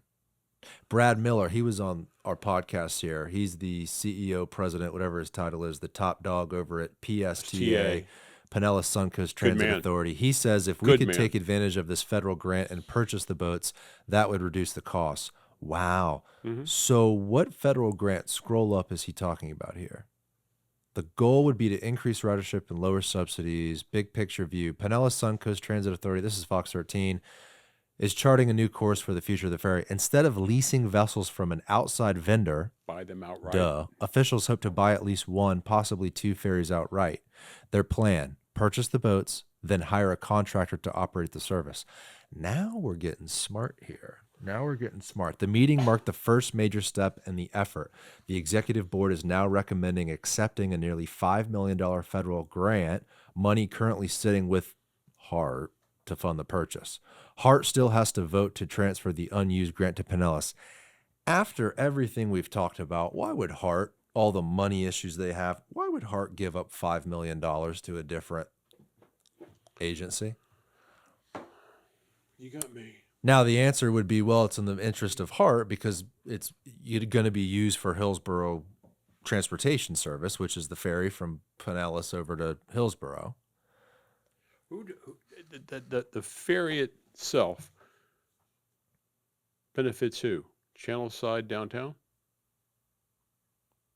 I mean, Why not use CRA dollars? yeah. Well, I would assume because it operates across the bay to a different county entirely, and aren't CRA dollars supposed to be specific, geographical for specific geographical projects? I'm pulling in people from outside. This is my logic. Sure. I'm pulling in people from outside the area to go purchase tickets to Amalie Arena, to go purchase tickets to Tampa Museum, to go purchase tickets to Strass Center, to go purchase tickets to the Tampa Theater.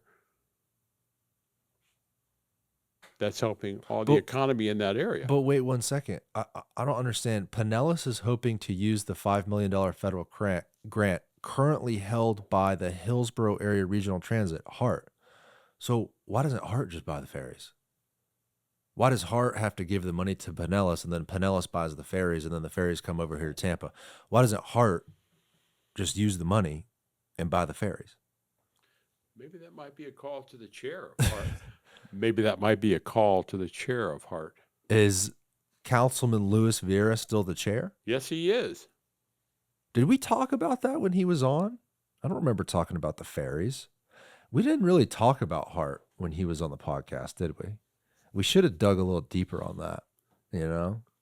I wonder, we'll have to track this. This is really interesting. I mean, to me, Pinellas is like, hey, here's an idea. We should own the ferries, and then we can get a ferry system going. We'll hire an operator to manage it and run it. But Pinellas is saying, hey, Hillsborough, give us the money. I just don't get why Hillsborough wouldn't do this themselves. I can't speak to that. But Right. what I do know, Well, we were only speculating here. what I do know is that people are always talking about regional. Yeah. Regional. Right. When I was on the Tampa Bay Regional Planning, HART had asked some money from Tampa Bay Regional Planning to help with their maintenance facility. And while everybody's talking regional, the regional planning said, no, that's a Hillsborough problem. So we want to talk regional. We should be regional as far as transportation. But again, you have all these people coming from Pinellas, Pasco, Polk, Manatee. How much are they putting into our roads? How much are they putting into the expressway systems? How many? You've got Pasco and Polk, which are the two largest growing development areas. And they're coming into work. They're coming into the airlines. They're coming into the cruise ships. They're coming into the freight. They're coming into what are they leaving behind? Mm-hmm. Seems like there needs to be more intention on regionalism in this community. I mean, we're more powerful when we Without all a come doubt. together, you know, and come to the table as a region. But there's one thing that I say no on. Okay. Joining the three MPOs, Pinellas, Pasco, and Hillsborough MPOs, Metropolitan Planning Organizations, would deal with transportation. Right now, the city of Tampa, again, I'm going to repeat it, population doubles every day. Right. We've got 3 representatives on the Hillsborough MPO, TPO. Hillsborough County has Just to pause you 7. to understand the structure, because I'm confused and people might be listening confused. Are you talking about the same? Is the MPO? Is that Melissa Zornetti? Is that the Tampa Hillsborough Planning Commission? No, It's no. a different This thing. is Metropolitan Planning Organization / Transportation Planning Organization, Which is 3 members from Hillsborough County, all some members from the Board of County Commissioners, Hillsborough County Board of County Commissioners, Plant City, Temple Terrace, and Tampa. and the 3 from Tampa. So if you have all these MPOs, But it's only within Hillsborough County. only within Hillsborough County. And so Hillsborough County has that. Pinellas County Has has their version of that. And Pasco has their version of that. Got it. So now you join all 3 together, and it's my opinion that Pasco and Pinellas are just going to try and figure out more ways to get into Tampa. And the city of Tampa has only got 3 representatives now. When you have all 3 combined, in my opinion, the city of Tampa's voice is not going to be heard. Plant City, Temple Terrace, how much of a say are they going to have? Right. Again, our population doubles every day. We should have a strong voice. We're the transportation hub, land, sea, and air. We should have a strong voice on how the transportation comes in and out of the city of Tampa. How does a place like If you want to think regionally. Yeah, right. Which we should. I mean, if you're talking about transportation planning, and you're talking about a region with 4 million people, with multiple counties, multiple municipalities, you probably should look at it from a And regional two perspective. major highways intersect right in our downtown. Well, you bring up a great point. How does Tampa not water down its own voice by joining something like that? And demanding. Right. If we do get a seat at the table, make sure it's the head seat. Now you're thinking, Garrett. Now you're thinking. How do we make that happen, Joe? And also, isn't this kind of happening while we're speaking? I mean, this is happening, and it is going to be a state mandate. It's going to be a state mandate. Who do we have up in Tallahassee that we can go and ask? Who? I don't know. It doesn't seem like the state is very favorable to cities right now. The state just doesn't seem to want to understand where we're at. The governor was talking about how local municipalities are like flush with cash, and we can reduce property taxes because we don't need that money. The cities have too much money. And the little small cities, those little rural areas, the state of Florida can help out with those guys because they're going to see a reduction in, their taxes. If what happens that Governor DeSantis wants to do, the city of Tampa estimated will lose $17 million. 17. We already have a police department that, in my opinion, is understaffed. We already have a fire department that is understaffed, and we need a hell of a lot more fire departments. Here's the reason, though, why I love it. So $17 million go a hell of a lot of way, at least just in staffing. If someone has lived in their home a very long time, the older population of Tampa, okay, people that have bought a home here, okay, their property taxes are low. A young father like myself, I'm 32 years old, I have a wife and a baby on the way and a 2-year-old, okay? We just bought a house last summer.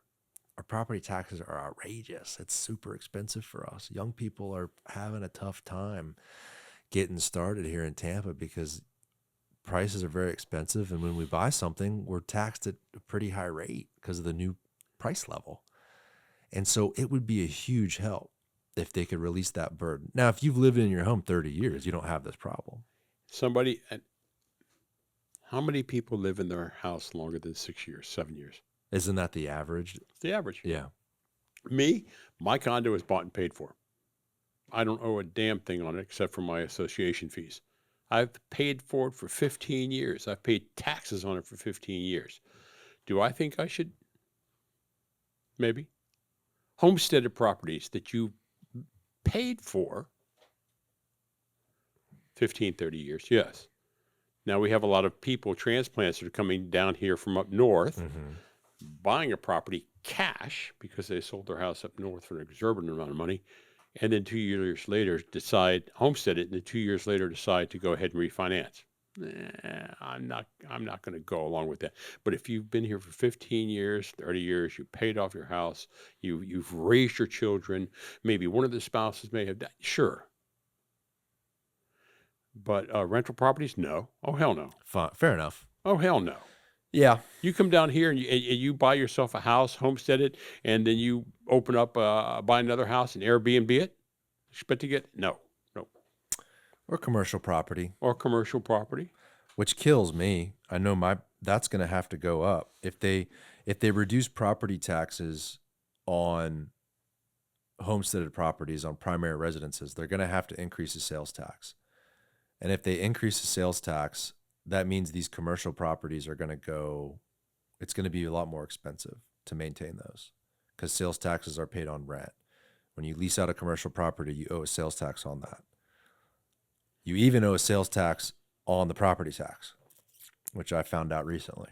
I'm working through a little thing right now. Do you ever really own your home? I like to think I do. Do you ever really own your home? You pay it off, you burn the mortgage. That's what I was sold, Joe, growing up. That was the American dream. That is. Then you got impact fees, you got You got taxes. Do you ever really own your home? Well, do you ever really own anything in America? Aren't they going to get you one way or the other? Insurance. My dignity, my reputation, my pride. I own those things. Yes. Anything tangible? No. And then again, some people try and ruin your reputation by saying falsehoods and half truths. But You just have to do the right thing and stay strong and understand that the truth wins and the people will see the truth eventually. yes, you could slice up a At lie least that's what I like to think. any way you want to, and you can present it any way you want to. But it's still, I know my reality. So let people talk. At least, you know what? I'm a threat to them, or they perceive me as a threat. So that's fine. Joe, let me ask you this. Ask me two things. Okay. If you're if I was gonna ask you the greatest challenge we have as a city, if there was one thing you could really make an impact on, what would that be? We would that I can make an impact on. Well, whether you could, That I would champion to make an impact on. that you would champion, and something that you really believe would dramatically change the course and trajectory of this city. Well, I tried it one time with our resiliency and having a clean energy city, and that was preempted 11 times before he was taking a vote. All I wanted to see was the city, nobody else, just the city, become more resilient and use every form of energy it possibly could. Mm-hmm. Clean energy. Even the people that backed me on that or have turned their back on me now, but that's a different story. Transportation has got to be it. Yeah. It's got to be. And I've been doing that since even before I was on council. I tried that with extending the streetcar and or a rapid bus. Hell, a rapid bus, all you had to do was put down paint stripes. Right. That's it. Not And even. they said no. Who said no? FDOT and mobility and Why?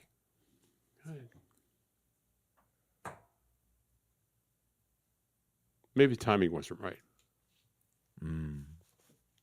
That has a lot to do with all these issues, right? It's sort of the public's appetite for certain initiatives. And you've got the Planning Commission coming out with rezoning properties all over the city.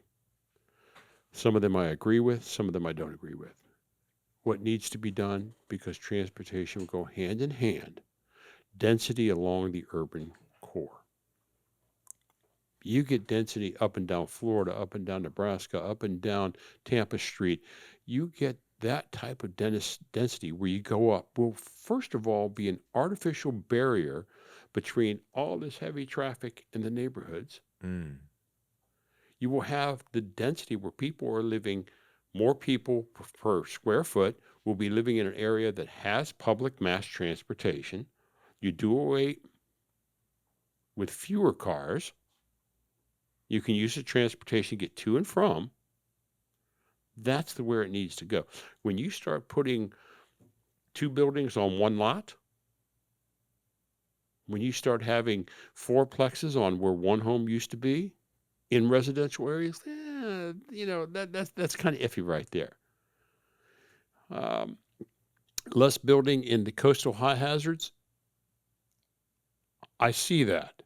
Mm-hmm. But you have neighborhoods that want to be the next Hyde Park. They want to be the next Seminole Heights. Well, why Hyde Park though? Well, because it has the walkability, it has the shopping, it has the dining, it has a mix of use. Correct. What else does it have though? It has density as far as living. Yeah. It has parks. Yeah. It has a mix of living use. There's single family, there's duplex, there's condos, there's apartments, there's triplexes and quadplexes. And this area that I'm specifically talking about is Palmetto Beach. Yeah. That Well, why do people say, we don't want a fourplex, and then Hyde Park's the greatest neighborhood in Tampa.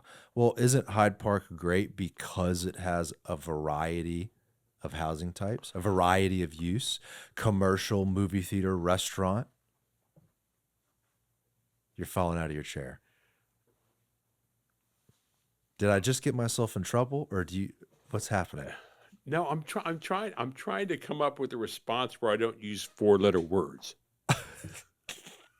I told you we're on the internet. You can say I whatever you don't I want. don't care. I don't cuss, and just I cuss a hell of a lot, but I'd rather not do it. Okay, fair enough. Back in the early 80s, I moved to South Tampa, right around Hyde Park. Matter of fact, 1, 2, 3, 4 blocks away from Kate Jackson. And it was old then. Sure, yeah. All these wonderful, beautiful mansions that you have now were divided up into 4-plex, 5-plexes. People were saying, I can get more for my house at $79,000 out in Brandon than I could pay for one of these dilapidated old houses built 100 years ago. Yep. And somebody had the forethought to say, hey, well, let's invest a little bit in this area. And look what it's become. Mm-hmm. Palmetto Beach, a lot of it is industrial. They have a beautiful bayshore waterfront that is being taken care of now, thanks to people like Vic Bidet and FDA and just some other. That seawall is going to be rebuilt. Army Corps of Engineers dredging that area out in there. They want to see restaurants. They want to see shops. They want to see condos. But because people want to stop all building in the coastal high hazards in the city of Tampa, which, by the way, downtown is in the coastal high hazard, by the way, it's getting harder and harder for them to see vision in doing something down there. You can't lay a blanket over the whole city of Tampa and say this is the way it's going to be. The highest value real estate in Florida is beachfront. Yeah. And the second highest is open bay, then canal, water view, et cetera, et cetera. The value of property in Florida is based on the water. And so if you're going to stop development or stifle development in water accessible areas in Florida, those areas are only going to be more and more and more and more expensive. You're going to really exacerbate the housing issues. However, it does bring up challenges with hurricane safety. I mean, you don't want to shove a bunch of people on a peninsula. The whole state of Florida is a peninsula, Garrett. That's a good point. The whole state of Florida. And instead of people going, everybody, anytime there's a hurricane, they go straight north. Well, so why not go east? But my biggest thing with the coastal high hazard is, whether you add density, subtract density, keep it the same. My biggest thing is incentivize development, because Correct. the homes that were built outside of today's standards will continue to flood until I'm 93 years old. So we need to do everything we can to incentivize the people to sell or build up or build new. Those homes that are built in the 60s and 70s that flooded last year, hurricane season starts in 2 weeks. And by the time this episode airs, it will be hurricane season. Now, all those homes are going to flood again and again and again. We have to incentivize development in those areas, those high demand areas. I want to get to a point, but I'm going to go the long way around it. Ybor City was the first town in Tampa. And people that moved to Ybor City from Spain, Germany, Cuba, Sicily, lived in a 4-room casita. Their kids grew up and said, Mom, Dad, I love you, but I can't live like this. I'm going to get married. They moved to West Tampa, Wellswood, to a 3-bedroom, 1-bath, indoor plumbing. Mm-hmm. The casitas in Ybor City had a baghouse. They went to those 3-bedroom, 1-bath. Yep. Their kids, their grandchildren said, Mom, Dad, I love you, and I love this. I'm going to move to Town and Country or Carrollwood, Mm-hmm. where I can buy a 4-bedroom, 2-bath with a pool. Now the kids are coming back to Tampa. Now the great-grandchildren are coming back to Tampa. And they want those 5-bedroom, 3.5-bath, 2-story McMansions with a pool and a bird cage. Yep. FEMA has come in and said, okay, fine. You want that? You can do it. You have to build to this elevation. Where that 70s ranch house is right next to them, this built to this elevation. It's not the city of Tampa telling to build it. It's FEMA. Mm-hmm. FEMA telling them to do that. So now everybody in that 50s, 60s ranch house, all the water's now flowing into there. It's not the city of Tampa. And everybody yells at the city of Tampa, how come you're letting them build that one? No, that's FEMA. If somebody wants to build along the water, that's fine. We have to have certain standards. And if you want to build along the water, your first story should be a knockout. Your first story should be, if waves come through, you get flooded, it's wiped out. And that's what a lot of neighborhoods... Instead of building up the dirt, is what you're saying. Right? No, No? Both, because we can't tell FEMA, stop preempting us. But people want to live near the water. Communities want to develop along the water. So you can't just lay a blanket down and say, that's coastal hazard. It's like me telling you how you can paint your house. Mm-hmm. It's like me telling you what you can have in your yard. It's like me telling you what to do with your house. Some people want it, some people don't. It is weird talking about the coastal high hazard, and then you go to Sunny Isles Beach, and they literally have like 80-story towers on the beach. Hurricane comes through, they do just fine. All the new construction, all up and down the South Tampa Peninsula, water comes in, goes in the garage, no big deal, dries out, and that's it. The new hurricane codes since... what would that be? I think Andrew, where did they start to do these serious elevations? Miami-Dade codes. 2000s, whatever year that was. I don't know, they've updated it since then. They've proven super resilient to hurricanes. You look at some areas and all these homes are flooded. The new construction one, people are watching Netflix inside. So it's proven that the new building codes provide for good housing to shelter in place during hurricanes. So my fear is that we stifle development in these areas and we're left with old homes below the floodplain 20, 30, 40 years down the road, when in 20, 30, 40 years down the road, most of those homes should be rebuilt to current hurricane code, impact glass, raised above the floodplain, et cetera. I agree 100% with you. Most people are buying property in Tampa. They're not buying houses. Yeah. Yep. And that's where you're seeing more and more, destroyed by neglect, where people are just going in and buying properties and letting them neglect. And finally, they that's true gentrification. Well, but you also some of the older people that lives in those communities, like near me, I'm south of Gandy on the Bayshore side. All in my entire area, these people that have lived there for 20, 30 years, they don't have insurance. They don't have a mortgage on their home. Mm-hmm. All of a sudden the water comes in, they're screwed. There's streets in my community with empty homes still. And this plan, this future land use and the city land development code, I'm not saying turn those single family homes into quadplexes. No. I'm saying provide incentive structures where builders can go in and the numbers work and they can build new product and get these homes elevated.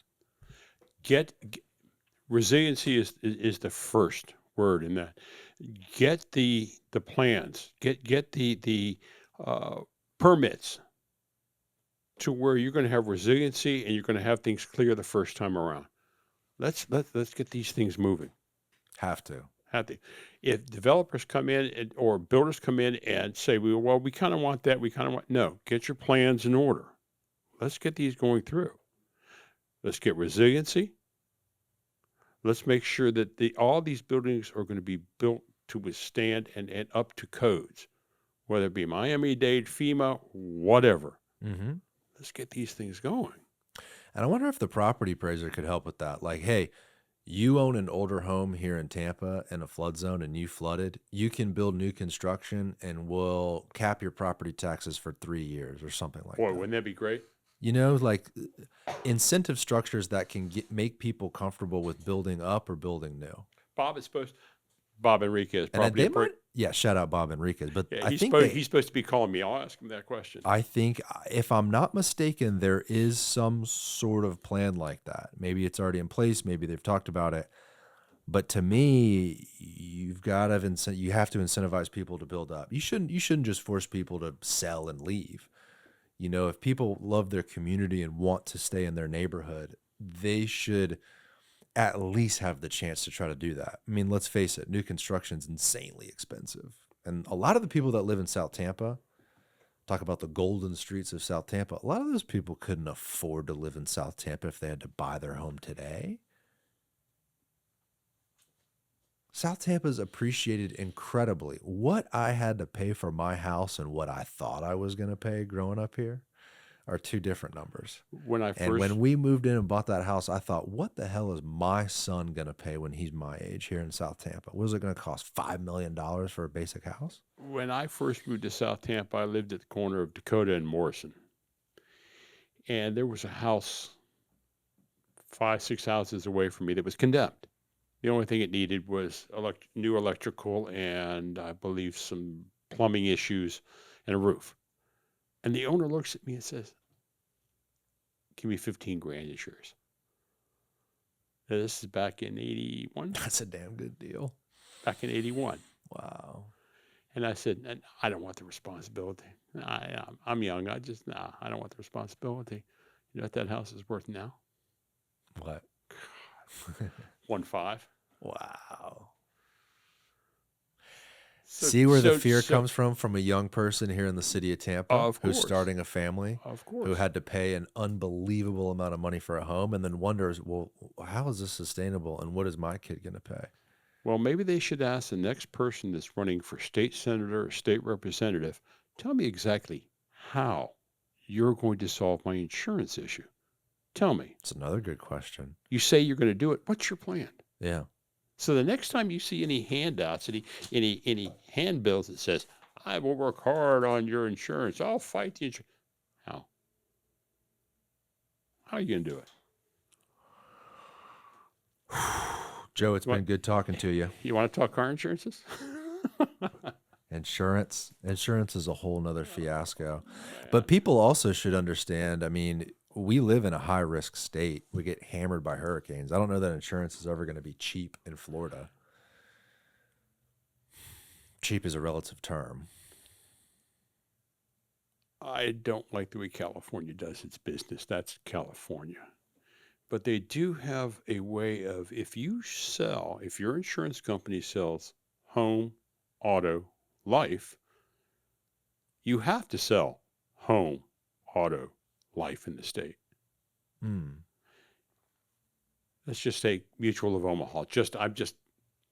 Mutual of Garrett. Let's just call it Mutual of Garrett. Mutual of Garrett, your company sells life, home, and auto. How come you're not selling home insurance in the state of Florida? Oh, well, we have a subsidiary. Garrett of Florida. And that company doesn't sell. No. You know, if you're going to sell one or two different types of insurance, sell all of them. With competition, you can lower the prices. True. With competition. We need more carriers to insure here. That's exactly what would happen. Florida is not in the business of being an insurance company. I don't know how Citizens is doing it. I don't know how, but apparently they're holding. I had on Senator Brandis, and he talked about how that is a sort of ticking time bomb. I mean, if we were to get a cross-state hurricane, Citizens is just carrying way too much liability. It is. And, you know, if that happens, then I forgot the term for it, but basically they can add premiums on other insurances to help pay for those claims for hurricane damage. Like our car insurance would go up, et cetera. And that would be a horrible thing because then everyone gets screwed. Senator Brandis and I have had a good working relationship. He's a good man. Yeah. Yeah. Let's see. What now? I know you tried to work me off, and I understand that. I'm but not trying to work you off. What are we at, David? 2.5 hours, Joe Citro. we got another 10, 15 minutes. Well, what do you want to talk about? I'm happy to sit and chat with you. I don't know. Let's talk. Let's talk. All right. Stormwater, South Tampa. Ooh. The Price is Right. This is the juiciest new subject. I had Joe Collier episode will drop this Friday. This episode we're on now will be a little bit later, but we talked a little bit about that on that episode. It's one of those things to me where, we complain in my neighborhood so much about these storms, water pooling up in neighborhoods, storm resiliency, storm surge, etc.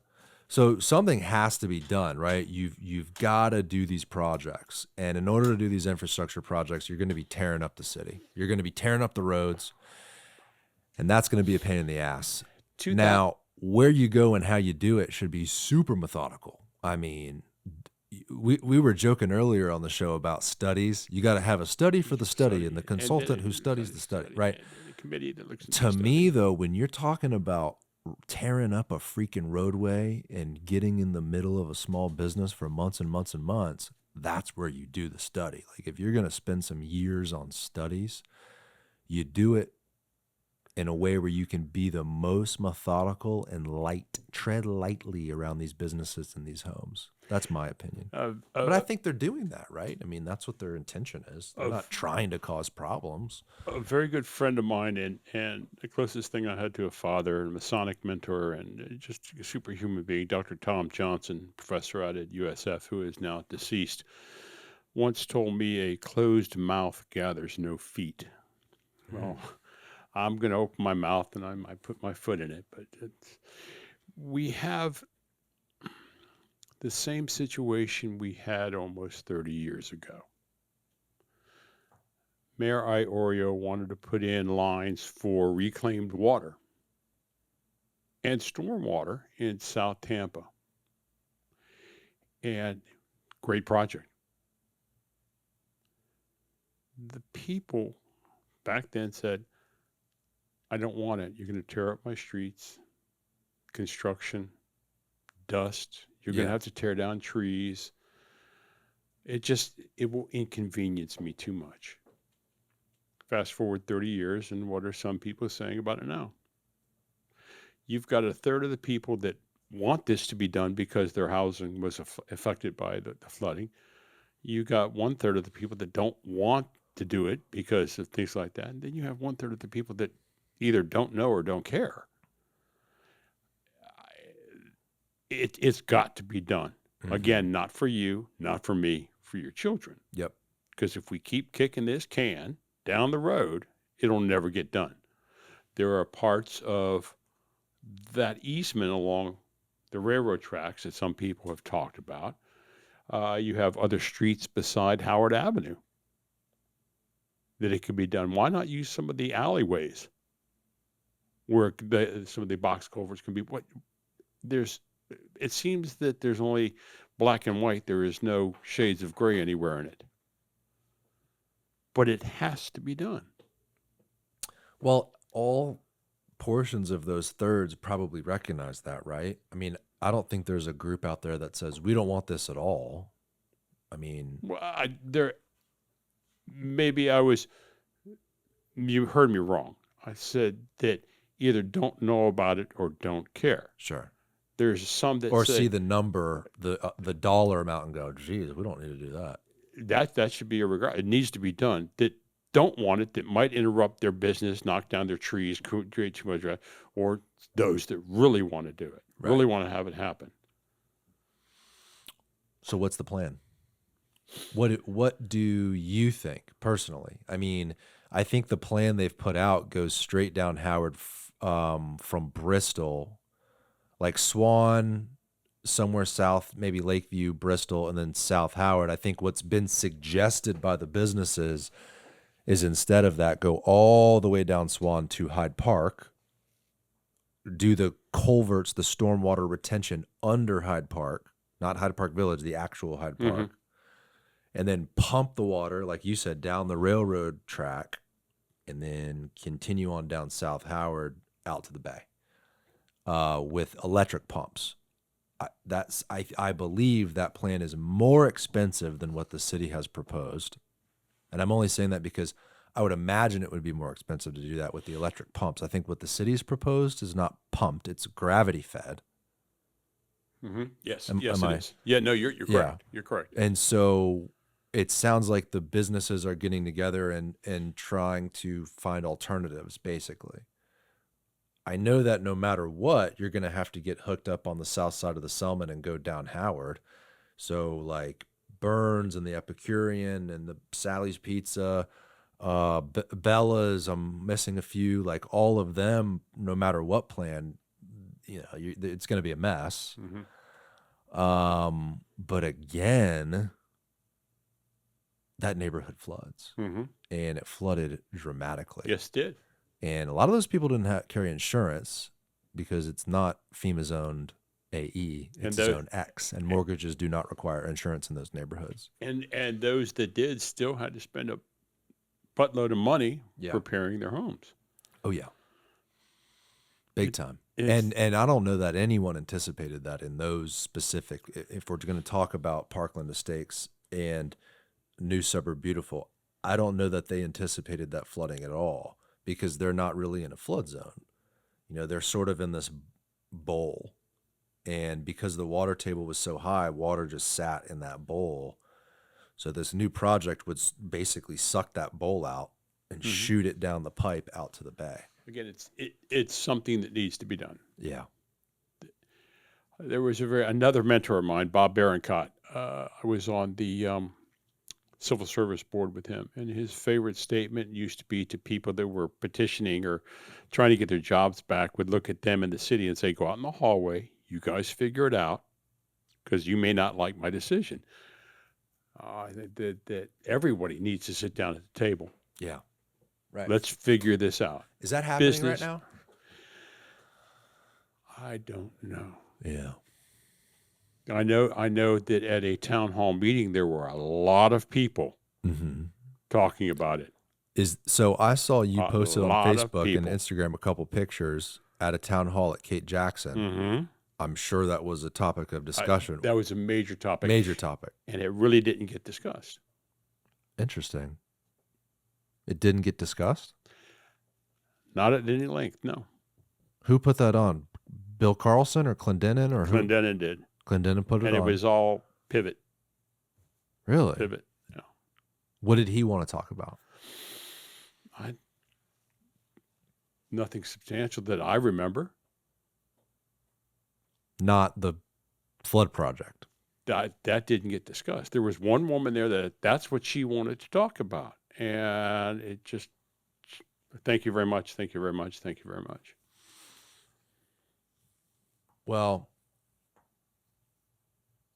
I think it'll all get worked out, and I'm just glad it's not going through my neighborhood, but that's just an honest thing to say.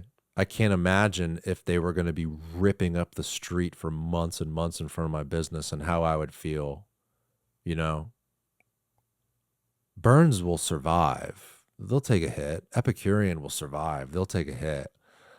But some of those smaller establishments, man, like you take off a few months of a small business.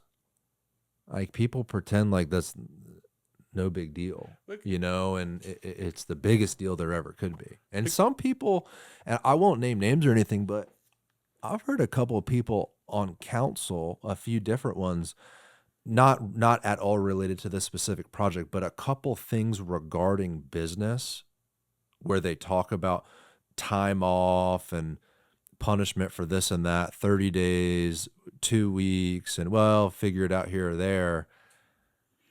That's completely wrong.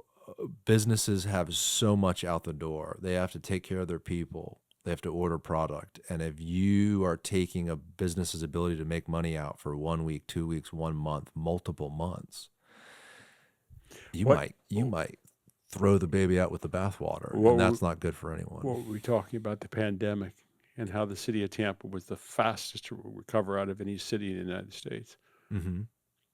How much damage to service industry businesses did the pandemic do?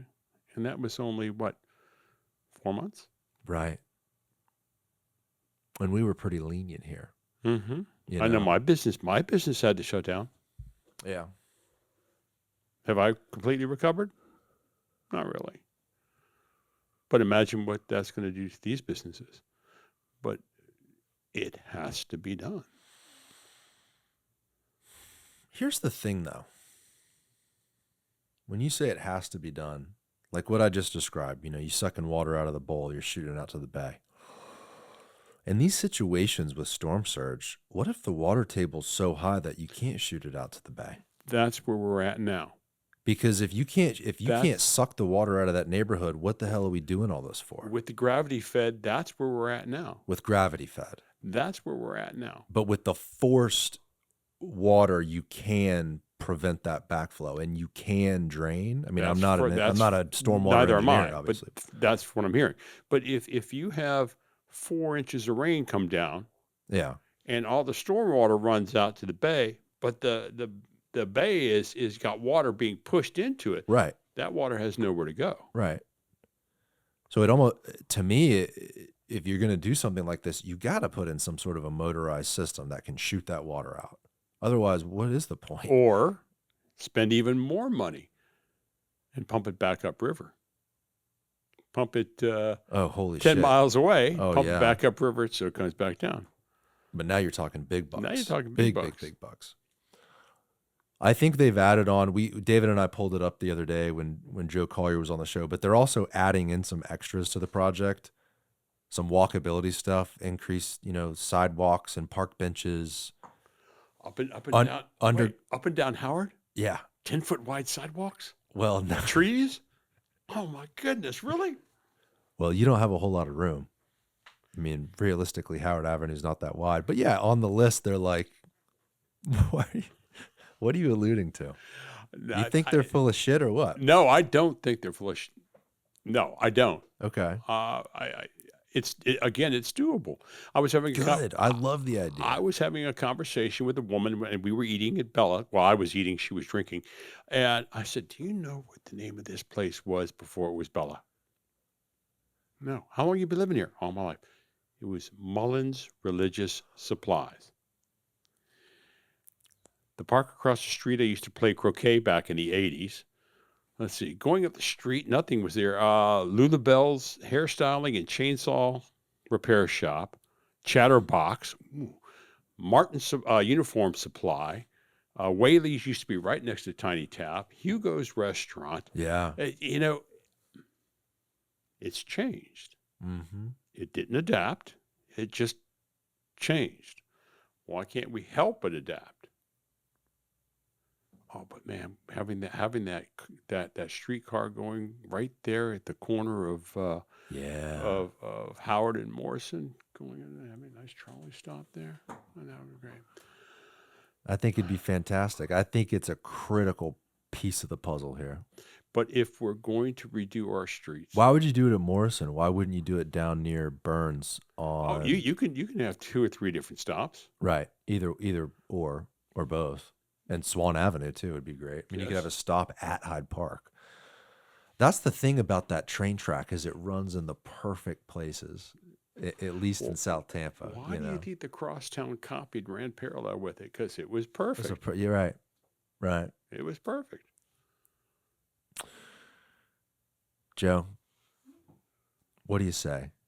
Are you trying to break a record? David, I think that's what he's doing. He's trying to break a TBD podcast record. It's already the record, Joe. Now, Garrett, come on, let's think about this. Okay. If you would have thought that I had nothing to say, you would have ended this show 2 hours ago. We talked. I told you I wanted to interview you. David, how much has he said compared to me? Half? Probably. I think I've talked. Damn good interview. Thank you Well, very much, Garrett. I appreciate it. I think I've talked way too damn much this episode, frankly.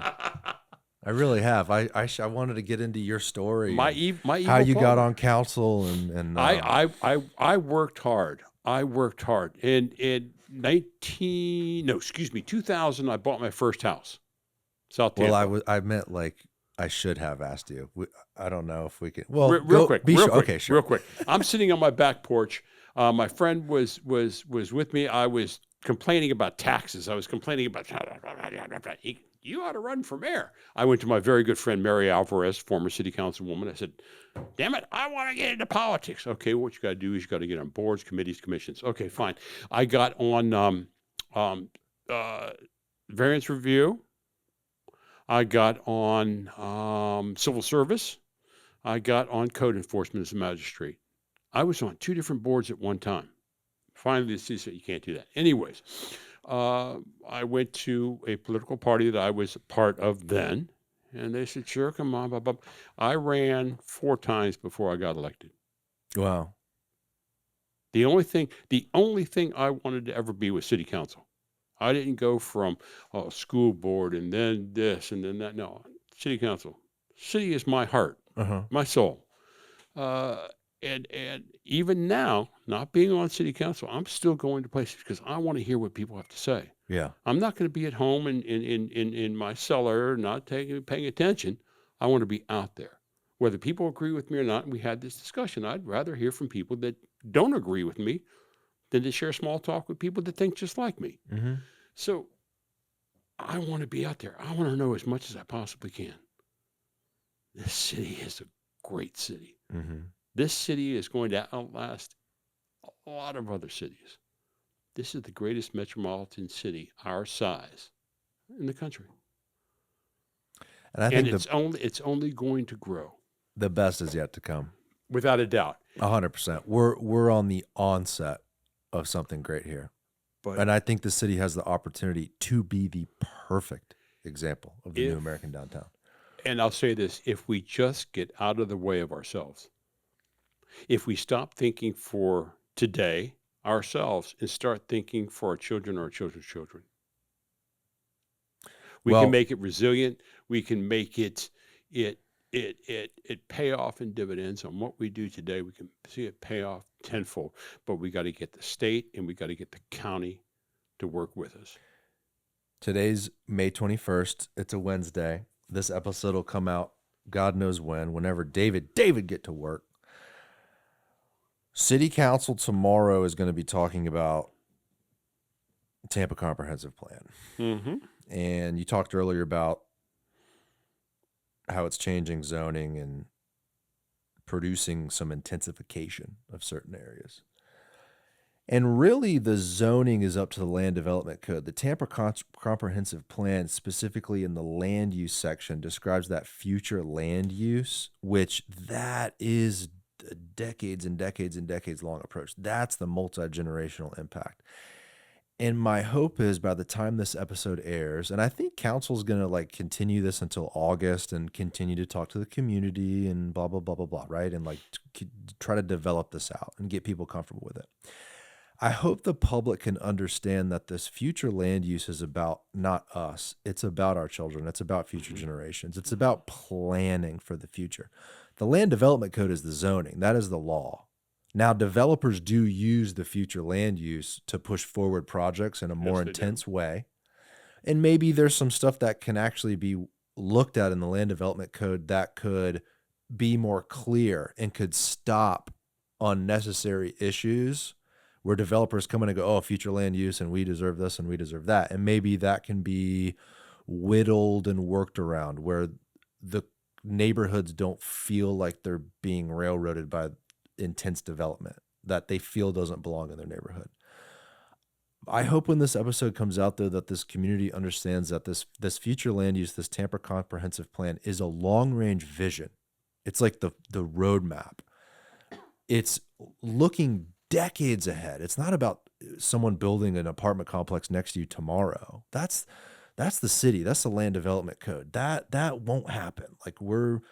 I'm on the advisory team, and there's great people on that team, and they're really paying attention to this stuff, and they're going to make sure that that doesn't happen.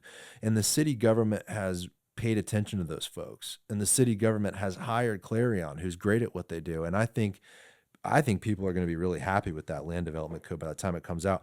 I just hope people don't paint too much negativity with this comp plan, this Tampa comprehensive plan, because it's not about today or tomorrow. It's such a long range vision. And if we stifle it today, how many times do we bring up on today's show about how we should have done this 20 years ago? Mm-hmm. Today we have the opportunity for this comp plan, for a big, bold vision for the future, you know? So I just hope that people see it that way by the time this episode comes out, you know? The number one thing I'm hearing about the comp plan is that we don't want multifamily dwellings on places within our neighborhood that have single family. Mm-hmm. You drive through South Tampa, here and there, you're going to see apartment buildings within the community. Yeah. You're going to see duplexes, quadplexes within the community because they knew they were needed. Mm-hmm. Again, you want some of these service industry people not have to use their car, not have to worry about transportation to get to their work. They can't live out in East County. They can't live in South County. They can, but of course, gas maintenance, insurance, upkeep, parking. And by that time, if they do, they're going to say, I can't work for $20 an hour. Yeah. You have to pay me $30 an hour, which you're going to pay for it. We're going to pay for it one way or the other. The problem is the people in certain areas of South Tampa especially are scarred by the bad development down there. These single-use apartment buildings, these 300 and 400 unit apartment complexes that are all apartments, 1 and 2 bedroom apartments. Now, we do have a need for that, Mm-hmm. but what happened? Where do all, so 300 units, you think one person lives in every unit? No. So 300 units, call it 500, 600, 700 people. Every time they need a carton of milk, they get in their car and they drive somewhere. Oh, forgot a stick of butter. They got to get in their car and drive. It's just a bad way to plan. And I live on the Bayshore side, but right across the peninsula on the West Shore side, they have all those apartments, and it has severely impacted that community in terms of traffic. You got to think how many thousands of apartment units have been shoved into that area. There's no corner store down there. They all got to get in their car and drive up to Publix. It's a food desert, but it's in South Tampa. But Garrett, we have DoorDash and Uber Eats. We have ship, we can always call somebody to bring it to us. I say that facetiously. I understand. And I would just say that if your version of a great city is to live or all of us live in apartments or shove hundreds and hundreds of apartment units in a particular area and have everyone DoorDash, that's not a place I want to live. And I will do my damnedest the rest of my career, and I hope to live a long time to make sure that doesn't happen. And I'm not going anywhere. So I learned a lot from a traffic planner, and you need to have density along the arterials, mm-hmm. not within neighborhoods, along the busy streets where you can catch public mass transportation. But including and recognizing too within the neighborhoods that we should have opportunities for commercial development. Commercial development's lacking hardcore in the city of Tampa. And back to Hyde Park, like the reason it's so cool is because they have awesome commercial establishments. So imagine in your neighborhood, you could go to a little grocer, nothing crazy, just a little corner store.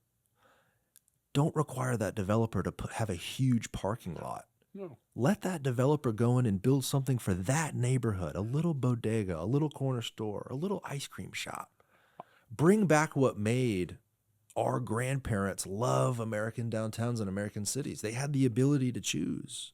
I have where I live, I have 1, 2, 3 blocks away from me, laundromat, sushi, nails, 7-Eleven, vegetable stand, another restaurant, hairstyling, and another restaurant, all within walking ability. Lucky you. I think every neighborhood in the city of Tampa Needs should one. have that same opportunity. Look at Seminole Heights. Seminole Heights has got them just about everywhere. Yep.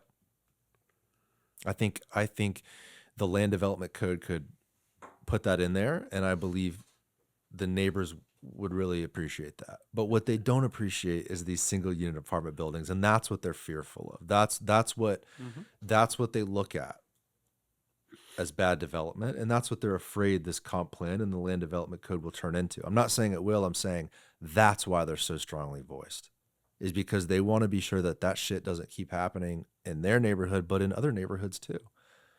And if you're going to build things like that, they don't belong in South Tampa. Hell, they don't belong anywhere in the city of Tampa. But yet, everybody wants to live in South Tampa. Yeah. Not anymore. No. Look at Riverside Heights. People are paying $1.5 million for new construction up there. Riverside Heights. Riverside Heights. Look at VM Ybor. How's it going for $1 million? Ybor. Yeah. Look at East Tampa. I think West Tampa's about to go through an explosion too. Look at the investment the city's made. All these new roads, nice new sidewalks, pedestrian walkways, new parks. You want to talk insurance? Where's the highest ground in the city of Tampa besides New Lowry. Tampa? Excluding like Excluding New Tampa. Mosey and USF, excluding that. Excluding North Tampa. Is it West Tampa? East Tampa. East Tampa. The highest ground. Sulphur Springs. Sulphur Springs probably isn't technically East Tampa, is it? No. But it is pretty high. It's very hilly up there, Very, very beyond high. the river. Mm-hmm. It's a great opportunity. And let that community, I talked about this with Jason Marlowe, but like Sulphur Springs, don't just contract with a bunch of billionaire affordable housing developers. You can get with that community themselves, the people that live there now, and empower them to invest in their own neighborhood. Give the people that live there the grants. Start writing checks and help those people. You want generational wealth? Hang on to your property. Yep. See, people are selling their properties because they're seeing a check with more zeros than they've ever seen in their life. You want generational wealth? Hang on to your property. Education's a big part of it too, because when people are inherited a property in an up and coming neighborhood, usually the grandkids see it as an opportunity just to cash out. How can you blame them? Educate them a little bit more. What if they could get a City of Tampa grant to fix up that house and then rent it out? And then there's an investment for that family. We had programs back pre-pandemic, during pandemic, that yes, you could get grants to fix your roof. Yes, you could get grants to fix your plumbing. Yes, you could get grants But probably to on electrical. but probably that was on an owner occupied. Yep. I'm talking about regardless if you sell it, flip it, whatever, let that family in Sulphur Springs, oh, I inherited grandma's house. Mm-hmm. The City of Tampa can help me fix it up and sell it. And instead of some white dude coming in and buying the house, listen, we're going to have to deal with some real things in that community. You have a community ripe with opportunity in terms of location, and it's a predominantly black neighborhood. So the last thing I want to see is all those people sell and have to leave. I would love to see that community learn this real estate game and hold on to that property and put some money in their pocket. That's what I want to see. And to your point, why don't we start looking at grants for people that want to open a little grocery store? 100%. Something that's not selling chips and sodas, something that's actually selling. So shout out Joshua Wastel. Let me see what he texted me, because he actually did some sort of a program like that. Oh, I haven't took it very public is the first thing he said. I don't know if I should say anything about this. I'll just. Why not do grants for somebody to open a small business within the neighborhoods there? So not only are you granting people to fix up their property or fix it up so they can rent it out, but for a reason why people want to stay in that property, because they can get services done there. They can buy groceries there. Yeah. Why not just do the whole gamut? 100%. Use the CRA for really what it was intended to do.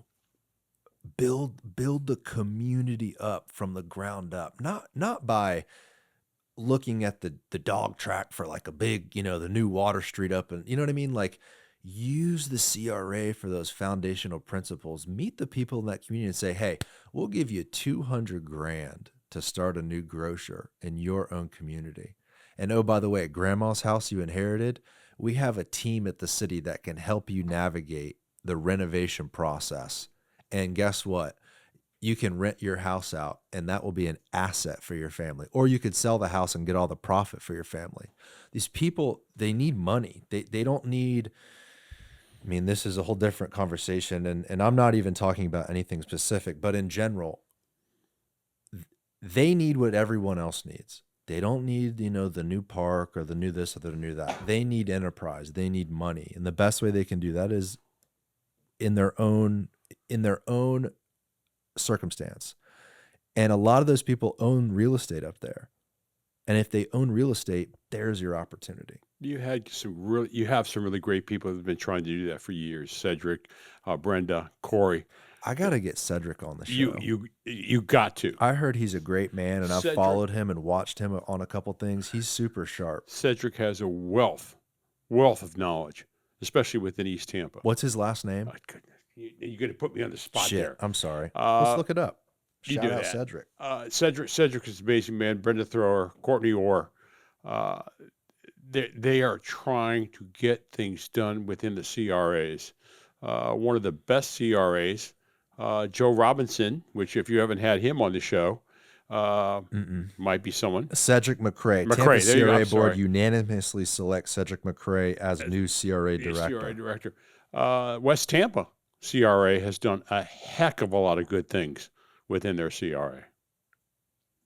This is the future of this city. Guys like this, because the CRA, for as long as we can keep it, right, is the best opportunity we have. 2035. If you look at what all these CRAs have done around the city, almost every one is a success. Look at what the Channel District was 20 years ago and what that's turned into. And therein lies a serious issue. There are people that want to do away with CRAs. Oh, well, they're taking money away from the general fund. You've got plans that the CRAs, like just Channel Side and downtown, have figured out 10 years from now, 8 years from now, they're still attracting development, still attracting people to come into that area and do great economic things. You cut them off, and that makes the city of Tampa look bad. Can you explain for a second, though, how would it take away from the general fund? I thought a CRA was an additional layer of a taxing authority within a geographical area. If you did not have the CRA, and this is the logic of some people, if you didn't have the CRA taking $2, $3, $4, $10 million in that ad valorem tax and putting it right back into that district, all that money would go back into the general fund. But okay, so $1,000 taxable on a particular piece of property. There's no CRA, and the tax is $200 on that $1,000. Okay, if there's a CRA, it's on top of the 200. It's not a part of the 200. Am I wrong? But Maybe I'm wrong. You're wrong. But no, I would never say you're wrong. You're misinformed. Okay. However, people are thinking that is all going right back into would go back right into the general fund. But again, that CRA district will then now have to go back to the mayor's office and beg for money out of the budget. This is money that came from the area that's being reinvested right back into the area. I get it. But the way the dollars are collected, is it not an additional tax? It is. It comes from the ad valorem, and you're also having to deal with Hillsborough County. So City of Tampa can say, we're cutting it off, but you have to also get the okay with Hillsborough County. I understand, but do you understand my question? Yes, I do. That ad valorem amount. No. I'm saying that ad. Yes. Which is yes or no? The ad valorem amount, okay? The CRA is on top of that, or it's within that? Within that. Ah, I didn't know that. So now I am taking away. That's taking so away. So it quite literally is taking away from that regular tax amount. When a CRA is placed in a municipality, here's the ad valorem. It's not placed here. It's placed within it. So then that that place, then that CRA would be being taxed more than any other district, is what you're saying. No. No. Whether or not you're in a CRA, it's the same taxes. Mhm. It's just the portions. It's coming. Ah. Now I understand the argument how you could say it takes away from the general fund, because it quite literally does. That's a logical argument. I mean, that's But again, it's money that's spent right in the district itself. right. 100%. Joe Citro, unless you're going to cook me dinner and tuck me in tonight, unless you're going to put on a wig and change that outfit, I think we got to wrap this thing up, good sir. You got to shave first, buddy. I'm talking about your back. This was fun. This was great. You know what? This was a record time too. I seriously, I would like to interview you. Not Okay. asking me questions, me just totally asking you questions. Okay. You know, I'm going to end with this. I know I'm dragging on. Your grandfather loves you. He goes, when you going on the show, and I told him, he goes, tell him I said he's doing a good job. Well, thank you for telling me that. Whenever he calls me, the first thing he says is, what the hell is this podcast thing? Everywhere I go, someone's asking me about this podcast. How the hell do you find it? I'm like, first of all, you were like episode 13. You came on the show. And second of all, it's on the internet. I'll show you how to do it. He just doesn't get it. I don't know. He's a Tampa legend and a gem, and I don't fault him for not understanding the podcasting let him world. do. You know, his glory is going to be immortal. Let him have his time. You know. That's exactly right. Joe Citro, thanks again. If people want to get in touch with you, if they like your ideas and they want to reach out, do you share an email or a website or a social media? I'll give you my personal cell phone number, area code 813-505-9357. I always give that out because I am going to run for city council again. Okay. And if people want to express their opinions, good, bad, or indifferent, 813-505-9357. Fantastic. Joe Citro, thank you again. Thank you, my friend. All right. Anytime. That's it. Bye, everybody.